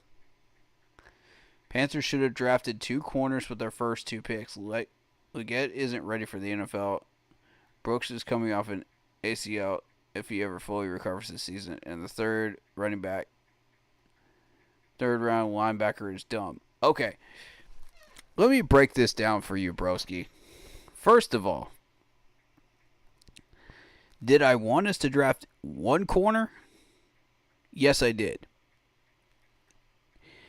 But am I frustrated with the fact that we didn't?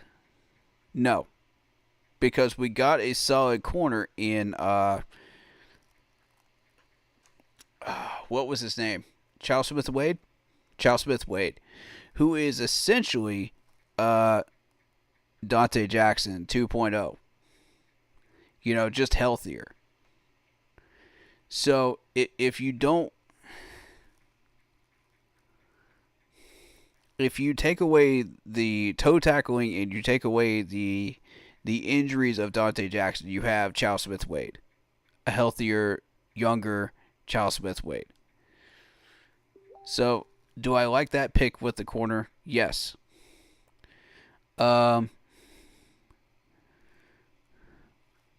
Leggett, I think everybody pretty much settled on Leggett anyway.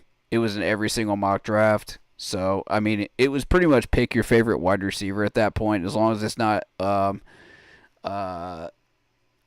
who was that Texas wide receiver that we didn't pick up? I think it was like, a Dyer or something like that. I forget his name. But there was one Texas wide receiver. I was like, do not pick him up. And we didn't. So we dodged the bullet, and I think he got hurt in KC, if I'm not mistaken. So, you know, with that being the case, we dodged a major bullet. Worthy got hurt in KC. Yeah, the other one, I don't remember where he landed. He's the one I was talking about. As long as we didn't draft him, we were good. We were square. Because he did not fit Canales' system at all. He does not fit a West Coast. Yeah, Adonai Mitchell. Thank you, Lock Poppy. Yeah, Adonai Mitchell was the guy that I suggested we avoid completely. And we did well to not draft him. But everybody was settled on Leggett, so we went for Leggett. And it ended up working out so far. He's looking good in camp. You know, first 2 days, I'm satisfied. You know, Brooks, once he comes off the ACL, we got plenty of running backs to cover for him until he gets healthy. So that's fine. You know, and he was considered one of the top 3 running backs in the draft. And I saw the tapes, and I saw his stats, and I was very impressed. Brooks does look great. I thought, you know, surely this dude is going to be gone, you know, with the amount of talent that we need at different positions, you know. So I figured, you know, let's dance around him. Let's see what else we can get, you know. But Dave Canales said, okay, let's go get Brooks. Let's go get Sanders, you know. And I'm like, I don't know. Those are the 2 I was iffy about as well. You know, I thought we're playing around too much with these picks. And I thought that this may not end well. But, hey, we got lucky. We got them both. So, I'll take it. I am not complaining at all. I'm not looking that gift horse in the mouth at all.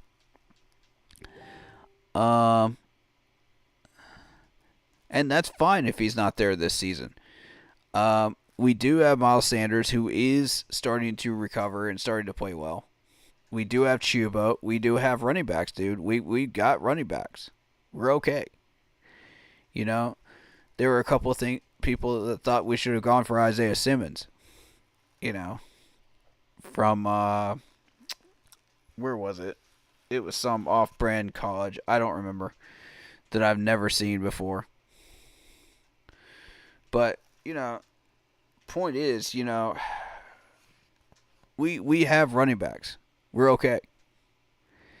A third-round linebacker is actually incredibly smart, considering the fact that we don't have depth at linebacker at that point. So it's actually a really, really good pick. I'm satisfied with it. Upon review of it, at first I was like, there's better linebackers that we could have chosen, but, when you really go back and look at his college career and you look at the stats and you look at the tape, he won me over. He did win me over. So I'm excited to see what Wonnum can do. We won't know until he's healthy, but I think he'll be a big impact. I trust this defense. I trust our defense coordinator. And I trust what we're doing. So in that case, we had a pretty good draft. I'd have to rate it a B+. I really would.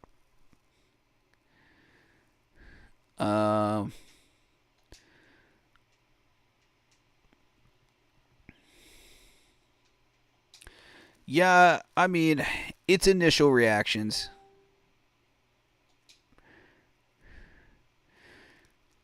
Your comment about me being pissed off, while watching the draft, it's initial reactions to the draft picks, and that's how I am like every year. If you've paid attention to my reactions to draft picks, because I have a certain set of players that I'm looking at, and the organization has a certain set that they're looking at, and they don't mesh usually, and that's okay. I usually only get 2 of these picks right anyway. And I get frustrated when my player doesn't get picked, because, somebody else grabs like a handful of other players, that are on my board, because I felt like we wasted a major opportunity, and I've been hyping up this player for yada, yada, yada, for a certain amount of time. And I get upset when we don't go for that player. And it's normal. It's normal. But, it's first reaction. But when you go back and you look at the players that we draft, in hindsight, I'm like, wait a minute. These guys are actually pretty solid. We actually did the right thing. We played well. We played the board well, and we did good, this time around. So, in retrospect, watch those post-draft live streams. Don't just watch the ones during the actual draft. Watch the post-draft ones too, because that's when I really start breaking this stuff down, and everybody calms down, and it's just like, okay, now we're settled. We can focus. We can look at these players as they are, who they are, what they've done, what they still have yet to do, and we can say, okay, maybe these were good picks after all. So that's why I encourage people to watch that too. But during the draft, yeah, I'm going to be pissed off. That's just a typical thing. I'm like that every year. And I get especially pissed when people like the Dallas Cowboys take our picks and players that I have been putting on my draft mock board, the entire month of April. But it's whatever. It's whatever, man. Yeah, I get heated, man. But I've got to learn how to calm down. Like I've said, I've got to learn how to calm down. And just take a breath. There's a lot of energy. There's a lot of hype going on. And you just got to take a breath and just say, hold on a minute. Okay. Maybe this was a good pick. Let's take a second look at this. You know? Maybe it was the right pick after all. Maybe these guys do know what they're doing. But who knows, right? Who knows until you put them in camp? Who knows until you put them in an actual game? How they're going to do. Just because they did well in college doesn't mean that's always going to translate to the NFL. Or vice versa. Sometimes some of these guys don't show up in college. You know, they'll be average Joes and we'll pick them, and suddenly they're Pro Bowlers. It's a lottery, you know what I mean? It's a gamble.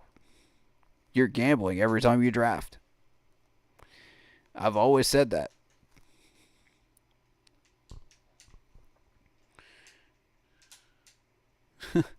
I'm a Bears fan and Panthers chat. People used to talk junk to me. I expect it. It's fun. Some people like that. Some people don't. I'm a realist. You know, I'm not about that, so. Bears will maul the Panthers week 5 in Chicago. Okay, look, man. You just got a rookie quarterback and you got DJ Moore. And you didn't get any offensive line help. Yeah, about that. We just picked up Clowney. Good luck with that. Good luck with that. And then we're hearing reports out of day 2 in training camp that people are focused on turning the ball over. Creation of turnovers by the defense. Yeah, that's not a good look, buddy. That's not a good look. And we're talking about week 5. By then, we're going to be settled in on offense as well. Yeah. We shall see. Don't count your chickens before they hatch, buddy. Just don't.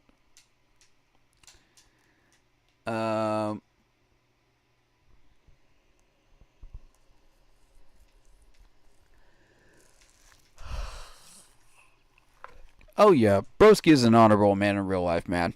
Absolutely. Yeah, it's a shit-talking sport. It is. That's exactly what it is. Exactly, Marcos. You're exactly right.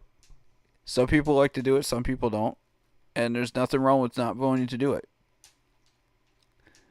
Did you see the clip of Clowney making Taylor Moton look like a rookie? Yeah, I did. Doesn't surprise me at all. And it frustrates me with Taylor Moton because he's not making any progress. Same with Icky. Both of these guys are still a concern. I've been pointing this out since last year. And I need to see progress. I need to see footwork. I need to see hands from these guys. These guys are on prove-it deals for me. Either you prove it or we're replacing you with 2 offensive tackles next year and the year after. Which is it going to be? Do or die, Icky and Taylor. I'm telling you right now, do or die. We need to restructure Timo's contract ASAP. I agree. 100% I agree. Because what he did last year for that type of money is inexcusable. It's inexcusable. And unacceptable. There's no way he should be making that type of money for what he did last year. And we have a healthy J.C. Horn. Yeah. For how long, though? For how long, though, Locke? That's why I'm stressing the corner position right now. Now do you guys understand why I'm pushing the corner position as hard as I am? Eventually, we're going to phasing him out, too. With somebody younger and stronger. That's not going to be an injury-prone corner, you know? And I'm not necessarily saying that JC is injury-prone status, but he's very, very close to it. You know? The dude hasn't played many games. Let's just call it what it is. I'm not ready to designate him as that yet, But, God, it's tempting. It's tempting, man. It really is. With the talent he shows, like, that's why, like, that's a difficult situation for the management. You know, you got the 5th-year option coming up for him. Do you take it or do you not? You know? Take it or make it. And you got Josh Norman's contract as well. The problem with Josh Norman was his agent asking for too much money. It wasn't even Josh. It was his agent. The dude was asking for the moon and back. And you can't do that. That's why, you know, and we had a cheap Gettleman that was not willing to settle for anything less than his number that he threw down. Which I respect that. But you got to go a little higher if you want to get talent like that to stay. You know, these guys are going to get insulted if you throw down like $4 million and these guys want 10. You know what I mean? Like, it's... But at the same time, like, Josh, you have one successful year and you think you're a lockdown corner and you're not. Come on. You need 2 years at least to lock in that status. I need 2 years from you of doing that exact same thing. Healthy, too. Before I can say, oh, okay, lockdown corner. But ever since Josh Norman, we have had trouble with the corner position. And we haven't been able to lock that down. We lost Bradbury as well. We lost all these good people, man. And it's just... God, it's frustrating. But we're rebuilding it. We're rebuilding it. We're getting closer to getting that straightened out. It's going to take a couple years, but we'll get it there. You know, it's not a proven science right now. Neither is the linebacker position. And pass rusher either. We're going to get there.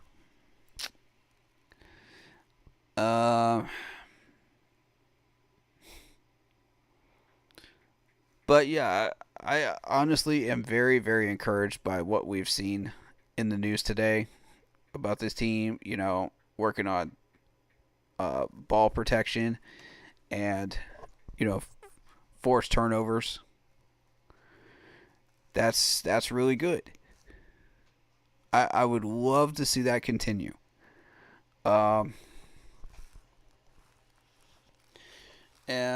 as I said, this creates competition in this defense. It creates chemistry. It creates energy. It creates a hunger to want to go up the depth chart. You know, when you create a depth chart before training camp even starts, it sets a standard and says, okay, this is where you are. Do you want to go up the ladder? Or are you going to stay stagnant and go down the ladder?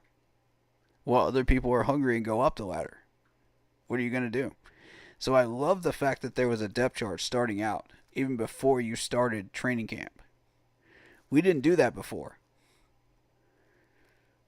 And before this, we literally sat there, you know, under Frank and Matt and delayed practices. You know? So I thought, okay, now that we are literally practicing in the rain now, and the fans aren't leaving because they want to see what happens. This is exactly what we want to see. I'm very, very happy with this and the current trend that we're going on.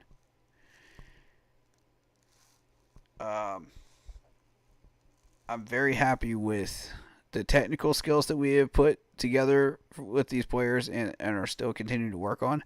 Early stages, of course. And, of course, Eddie. Eddie and Mevis going at it. I like that, too. I like that there's a hunger even at the kicker position.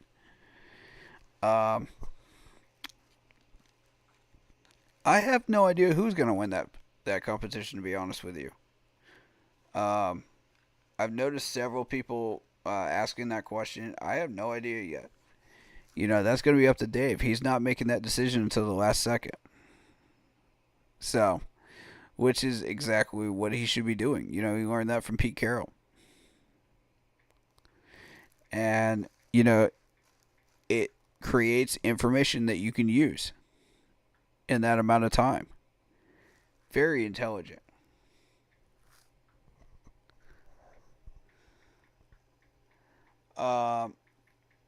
You're saying it's a lock for Eddie? Okay.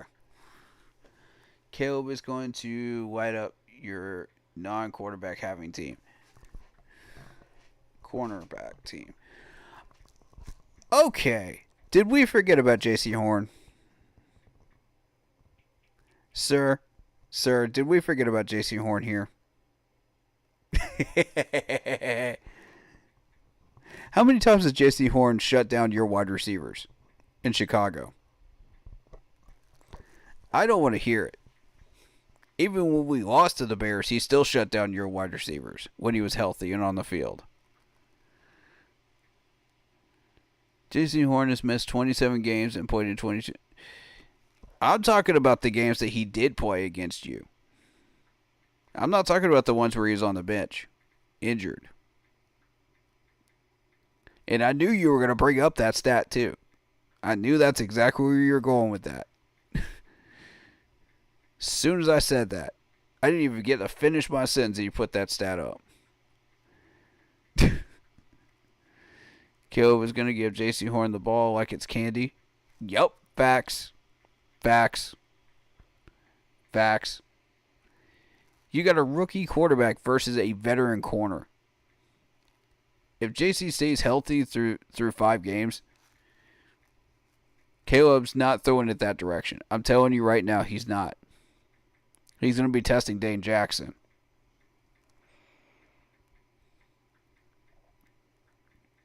And I already know DJ Moore is going to be on J.C. Horn right from the get-go. That's going to be a one-on-one matchup. And that's why DJ Moore is not going to get the points that everybody thinks he's going to get in fantasy. I would not start him that week. If you have him, don't start him that week. If J.C. Horn stays healthy, no. Bench him. Caleb is going to give... Okay, I already read that comment. Caleb is going to light up your non-quarterback having team. You already said that. Come on, man. You're repeating yourself, broski. J.C. Horn is... broski, maybe, but he's going to do it with a better nail polish. Yeah. Right. He's sitting back there painting his nails. Oh, my goodness. He's already started his venture capital firm and Caleb Cares Foundations, and it would be groomed to be an NFL quarterback since he was 12. The guy is smart, and he has drive too.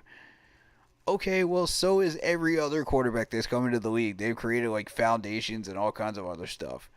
Like, they've got sponsorships. Who cares? That doesn't make you a good quarterback coming into the league. Like, exactly. What does that got to do with playing football? Caleb has natural, easy flick the wrist release, and the ball zips out effortlessly from college tape. Okay, well, so does Bryce. And your point is? Yeah, I thought college tape didn't matter. Exactly, Locke.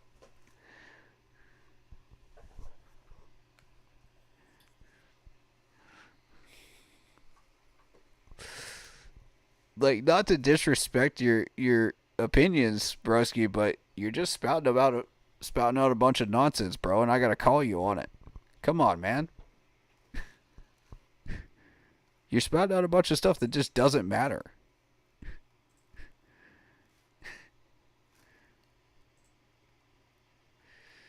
Um, let's see. What else do we need to cover, guys?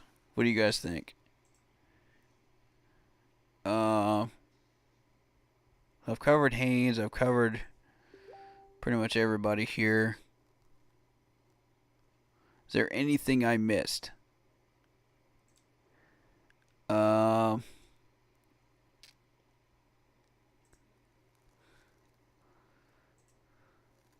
It matters if your skill set translates to the NFL. He actually has a quick release and a nice arm. Not a pop gun arm like your QB or receiver.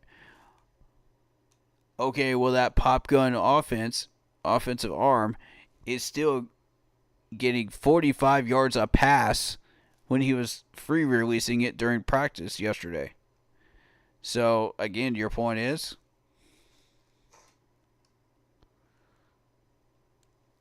And that's when he wasn't even throwing to anybody. Did I cover the D-line already? They had a good day today. I covered Clowney. There wasn't really any news for the other defensive linemen except for Derek Brown and his comment, which I covered as well. But, yeah, Derek Brown's got a point, man. We're not that same team anymore. We got to go out there and prove it. And we're doing that, day 2.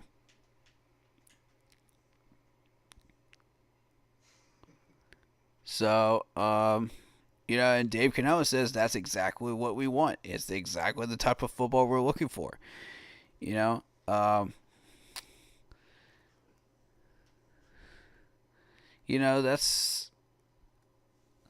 the intensity, the push that we're getting on defense, the competition, the hunger. That's exactly what we're looking for. And when I'm aligned with the head coach and the GM, on that vision, a lot of good things can happen. Because I was back in 14 and 15 as well. And as you saw, a lot of good things happened. Mindset-wise. And we're finally starting to develop this franchise correctly. Long term. Putting your eggs into one basket, for just 1 year does not work. The Falcons tried that. Didn't work. The Eagles got their Super Bowl, but, look how long it took them. That was a process. It wasn't just 1 year and suddenly you're like 2 wins up to a Super Bowl.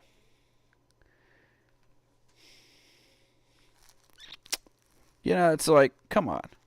Ridiculous. It's been proven that method doesn't work. So, we're on the right track. And I'm excited. Everybody here is excited. We're looking at something really nice here.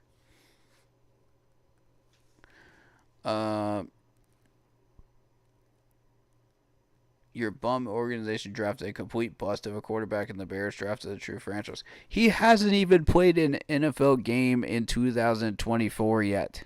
Neither one of them have yet.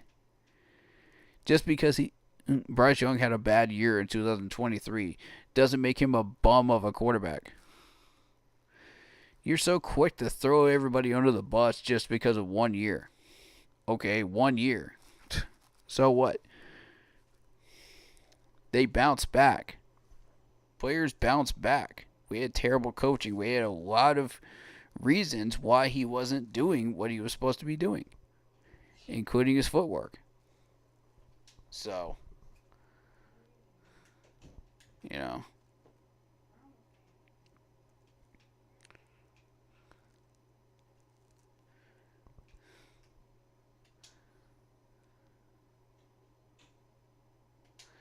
Yeah, I love that Derek Brown comment.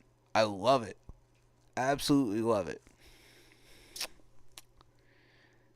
And that's saying, that's a veteran. That's a leader saying that. and it sends a message to the rest of the team just saying, okay, we got to step this up.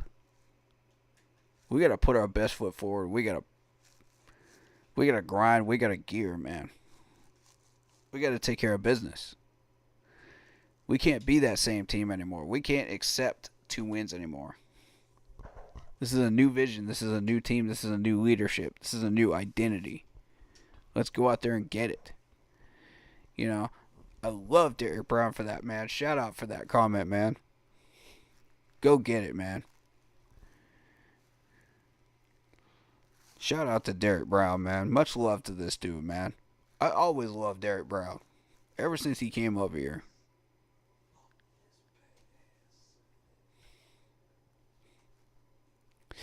So, I did throw a little smoke at him the first year. I just thought, this dude's not panning out. But I retract that because, in 2024, I retract that because this dude has panned out and then some. And I realize now it's because of bad coaching. We weren't training these players correctly. And it wasn't just him. It was everybody on that team with Matt Rule. So, in retrospect, now I'm not doing that anymore. I'm saying, yeah, these guys are talented. These guys have skills. They have hidden talents. And Dave is bringing it out of them. And I'm looking forward to that more and more as training camp goes on. So, I think with that in mind,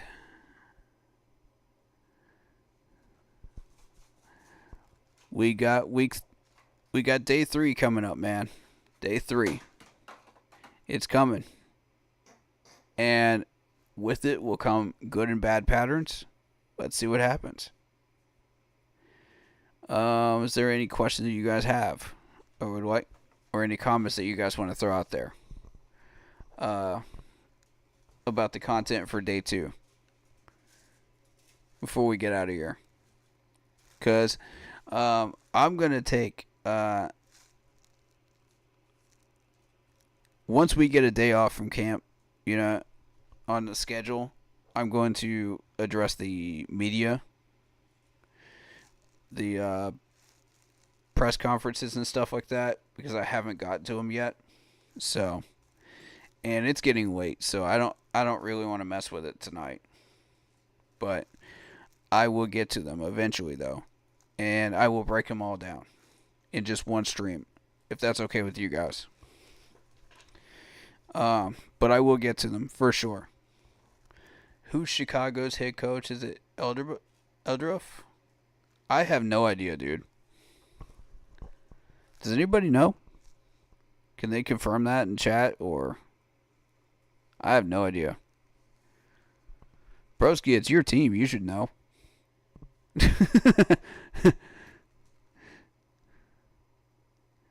Am I subscribed to Charlotte Vibe?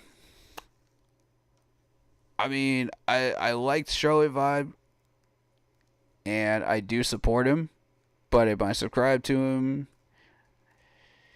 No. I'm not going to say why, but no. I was at one point, but I'm not anymore.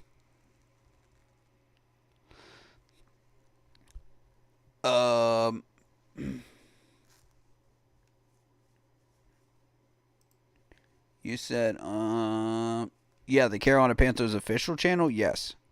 I am subscribed to the official channel of the Panthers, yes. I'm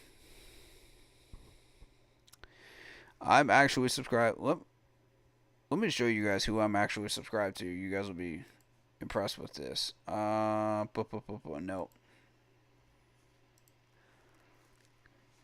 Because I've got a long list of people. So let's see here. I got Panthers Uncensored. I've got Two Fans in the Stands. Blitzball, of course. Unk. I love Unk. C3. I've actually met those guys in person. I met Two Fans in the Stands in person as well. Black Cat Panther podcast. I've met them. Panthers Advice. That's who I was referencing earlier. That I was watching those. Panthers Official Channel. Panthers Prime podcast. Rob Star. I've actually been in contact with Clay from Rob Star Report. I'm actually subbed to Ed Oliver from the Washington Commanders. I keep an eye on them too, especially now since they got Scott Fitter and Marty over there. But he's a good dude. Go ahead and sub to him if you want to. If you don't want to, that's up to you. Tobacco Sports Radio, they have Jonathan Stewart on there occasionally. If you're not familiar with that, 704 Charlotte Bound, love them. PNP, Cam Newton's official channel as well. Two Growls, One Roar. Sportsocracy. I do keep an eye on ESPN from time to time. Fourth and One with Cam Newton. Meow Mix. Let's see. Shellytron, which we haven't seen much of lately. Carolina Bleeding Blue podcast. That is our buddy that has been on the stream as of lately. You know, give him a sub and a shout. Love him. Pat Coltrane. I love Pat Coltrane. Let's see. Panthers Playbook. Who else did I miss? Let's see. Shout out to Mr. Roaring Riot. Carolina Panthers TV. Four-Man Rush. I've actually met Kevin Avery from the Four-Man Rush and hung out with him during training camp. Black and Blue Banter. Steve Smith has his own podcast as well. Life is Just a Wave. Primetime Carolina Panthers podcast. All of these guys, you know, I'm subbed to. Go give them a sub. I love them all. They're all good guys. I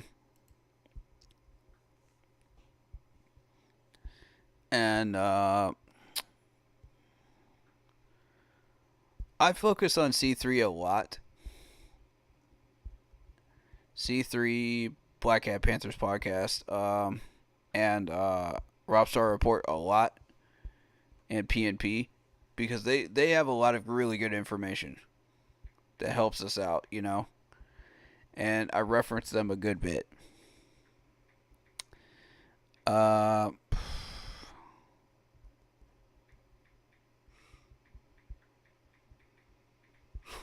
Wait, the Panthers media called this dude out in front of Bryce Young? What?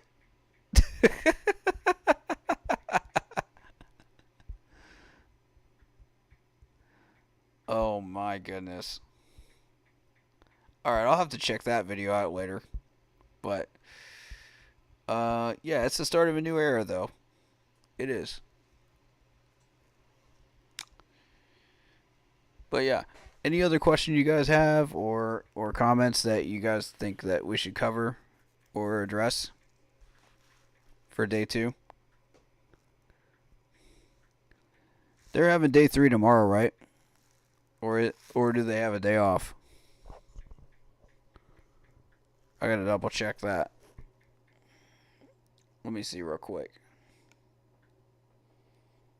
I believe they have a day off. I gotta double check though.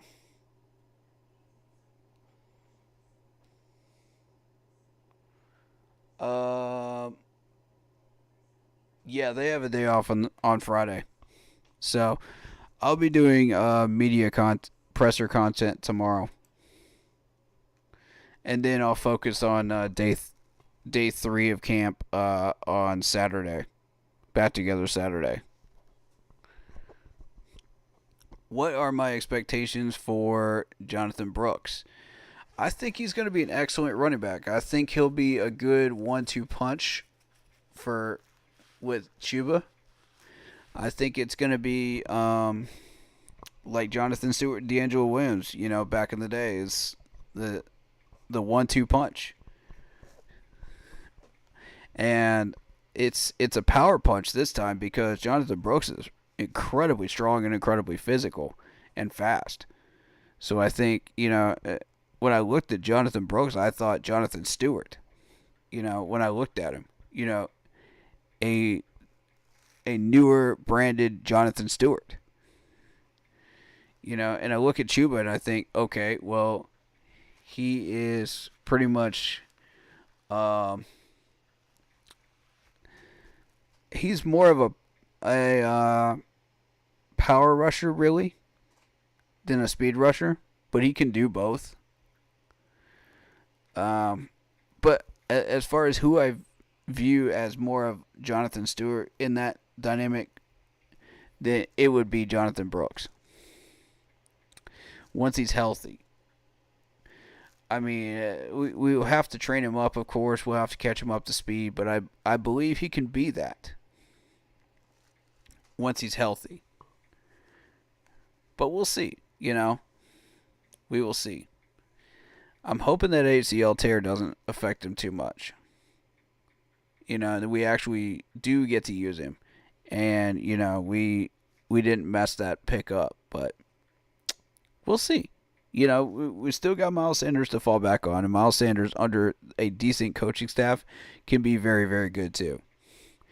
So we'll see how this rolls, And we got Blackshear just in case. So I mean, we're really good in the running back room right now. I venture to say we're totally in the green in the running back room. We're ready to go. We just got to get Jonathan Brooks healthy. Hoping they put him on the PUP list for the first 8 weeks and use Chuba and Miles. Hopefully trade Sanders and activate him. I wouldn't sleep on Miles Sanders totally, though. I'm hearing a little bit of buzz.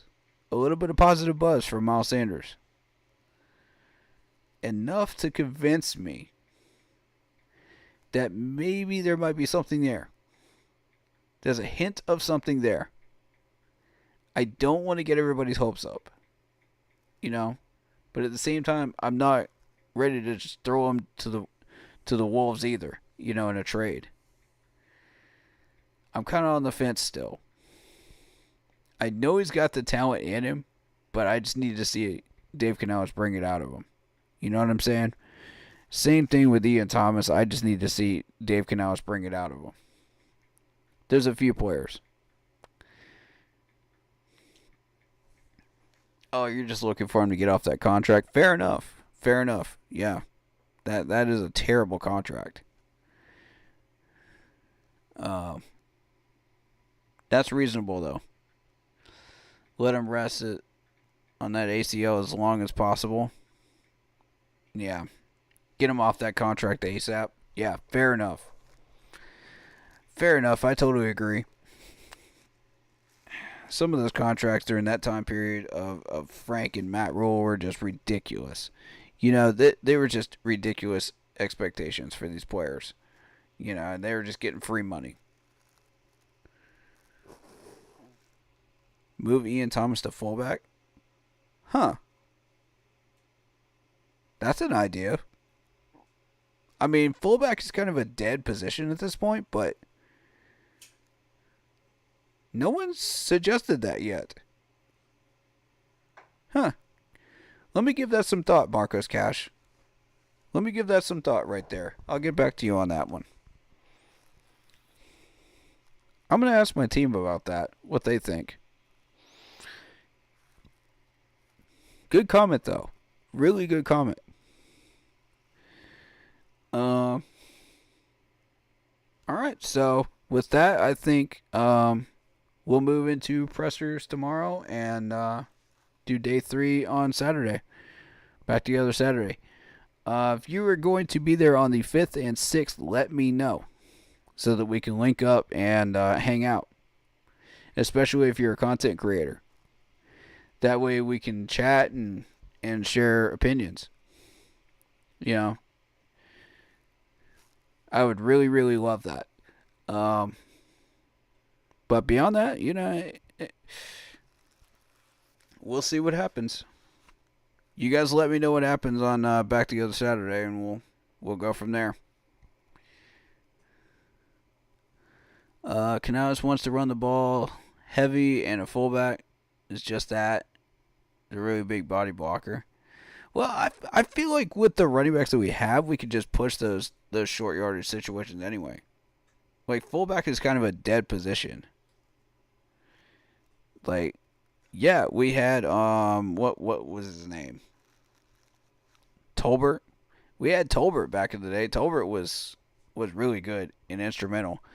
But that's when they were heavily putting fullback plays into the playbook. You know what I mean? But now they're not doing it anymore. So it's kind of like a dead position now. So, but I'll have to give that some thought, though. If you still want to keep that position alive, then maybe I could see it. He's definitely big enough. He can definitely run. But how are his hands? So I don't know. The Tolldozer, yep. Exactly. I love the Tolldozer, man. God, I love that dude. Also, Washington ended up with Effie Obata, too. I just want to remind you guys, if you guys have forgotten who Effie Obata is, he's the guy from London, foreign exchange guy, that I got a jersey of. So, so we'll go into training camp and preseason. We'll find out who the next Effie Obata is going to be. Who's going to be that guy that's going to stand out? We'll see. The human bowling ball. Facts. Tolldozer. All right, guys. Well, you guys have a great rest of your night. We're going to get out of here. And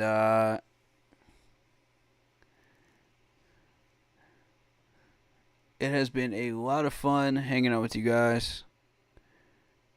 But I think we're on the right track. Definitely on the right track. Stay happy, healthy, and well, folks. Stay safe. Take care of yourselves. Take care of each other. Much love to all of you. And as always, keep pounding. Shoutouts to Marcos Cash, Lock Poppy, Donna B, and let's see, Broski Bear for today's podcast. If you'd like a shout out, if you're in chat and you said something, you'll get one.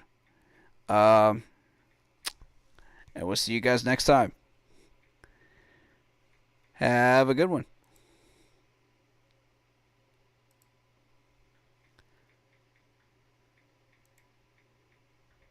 With MetroFlex, I get a free 5G phone.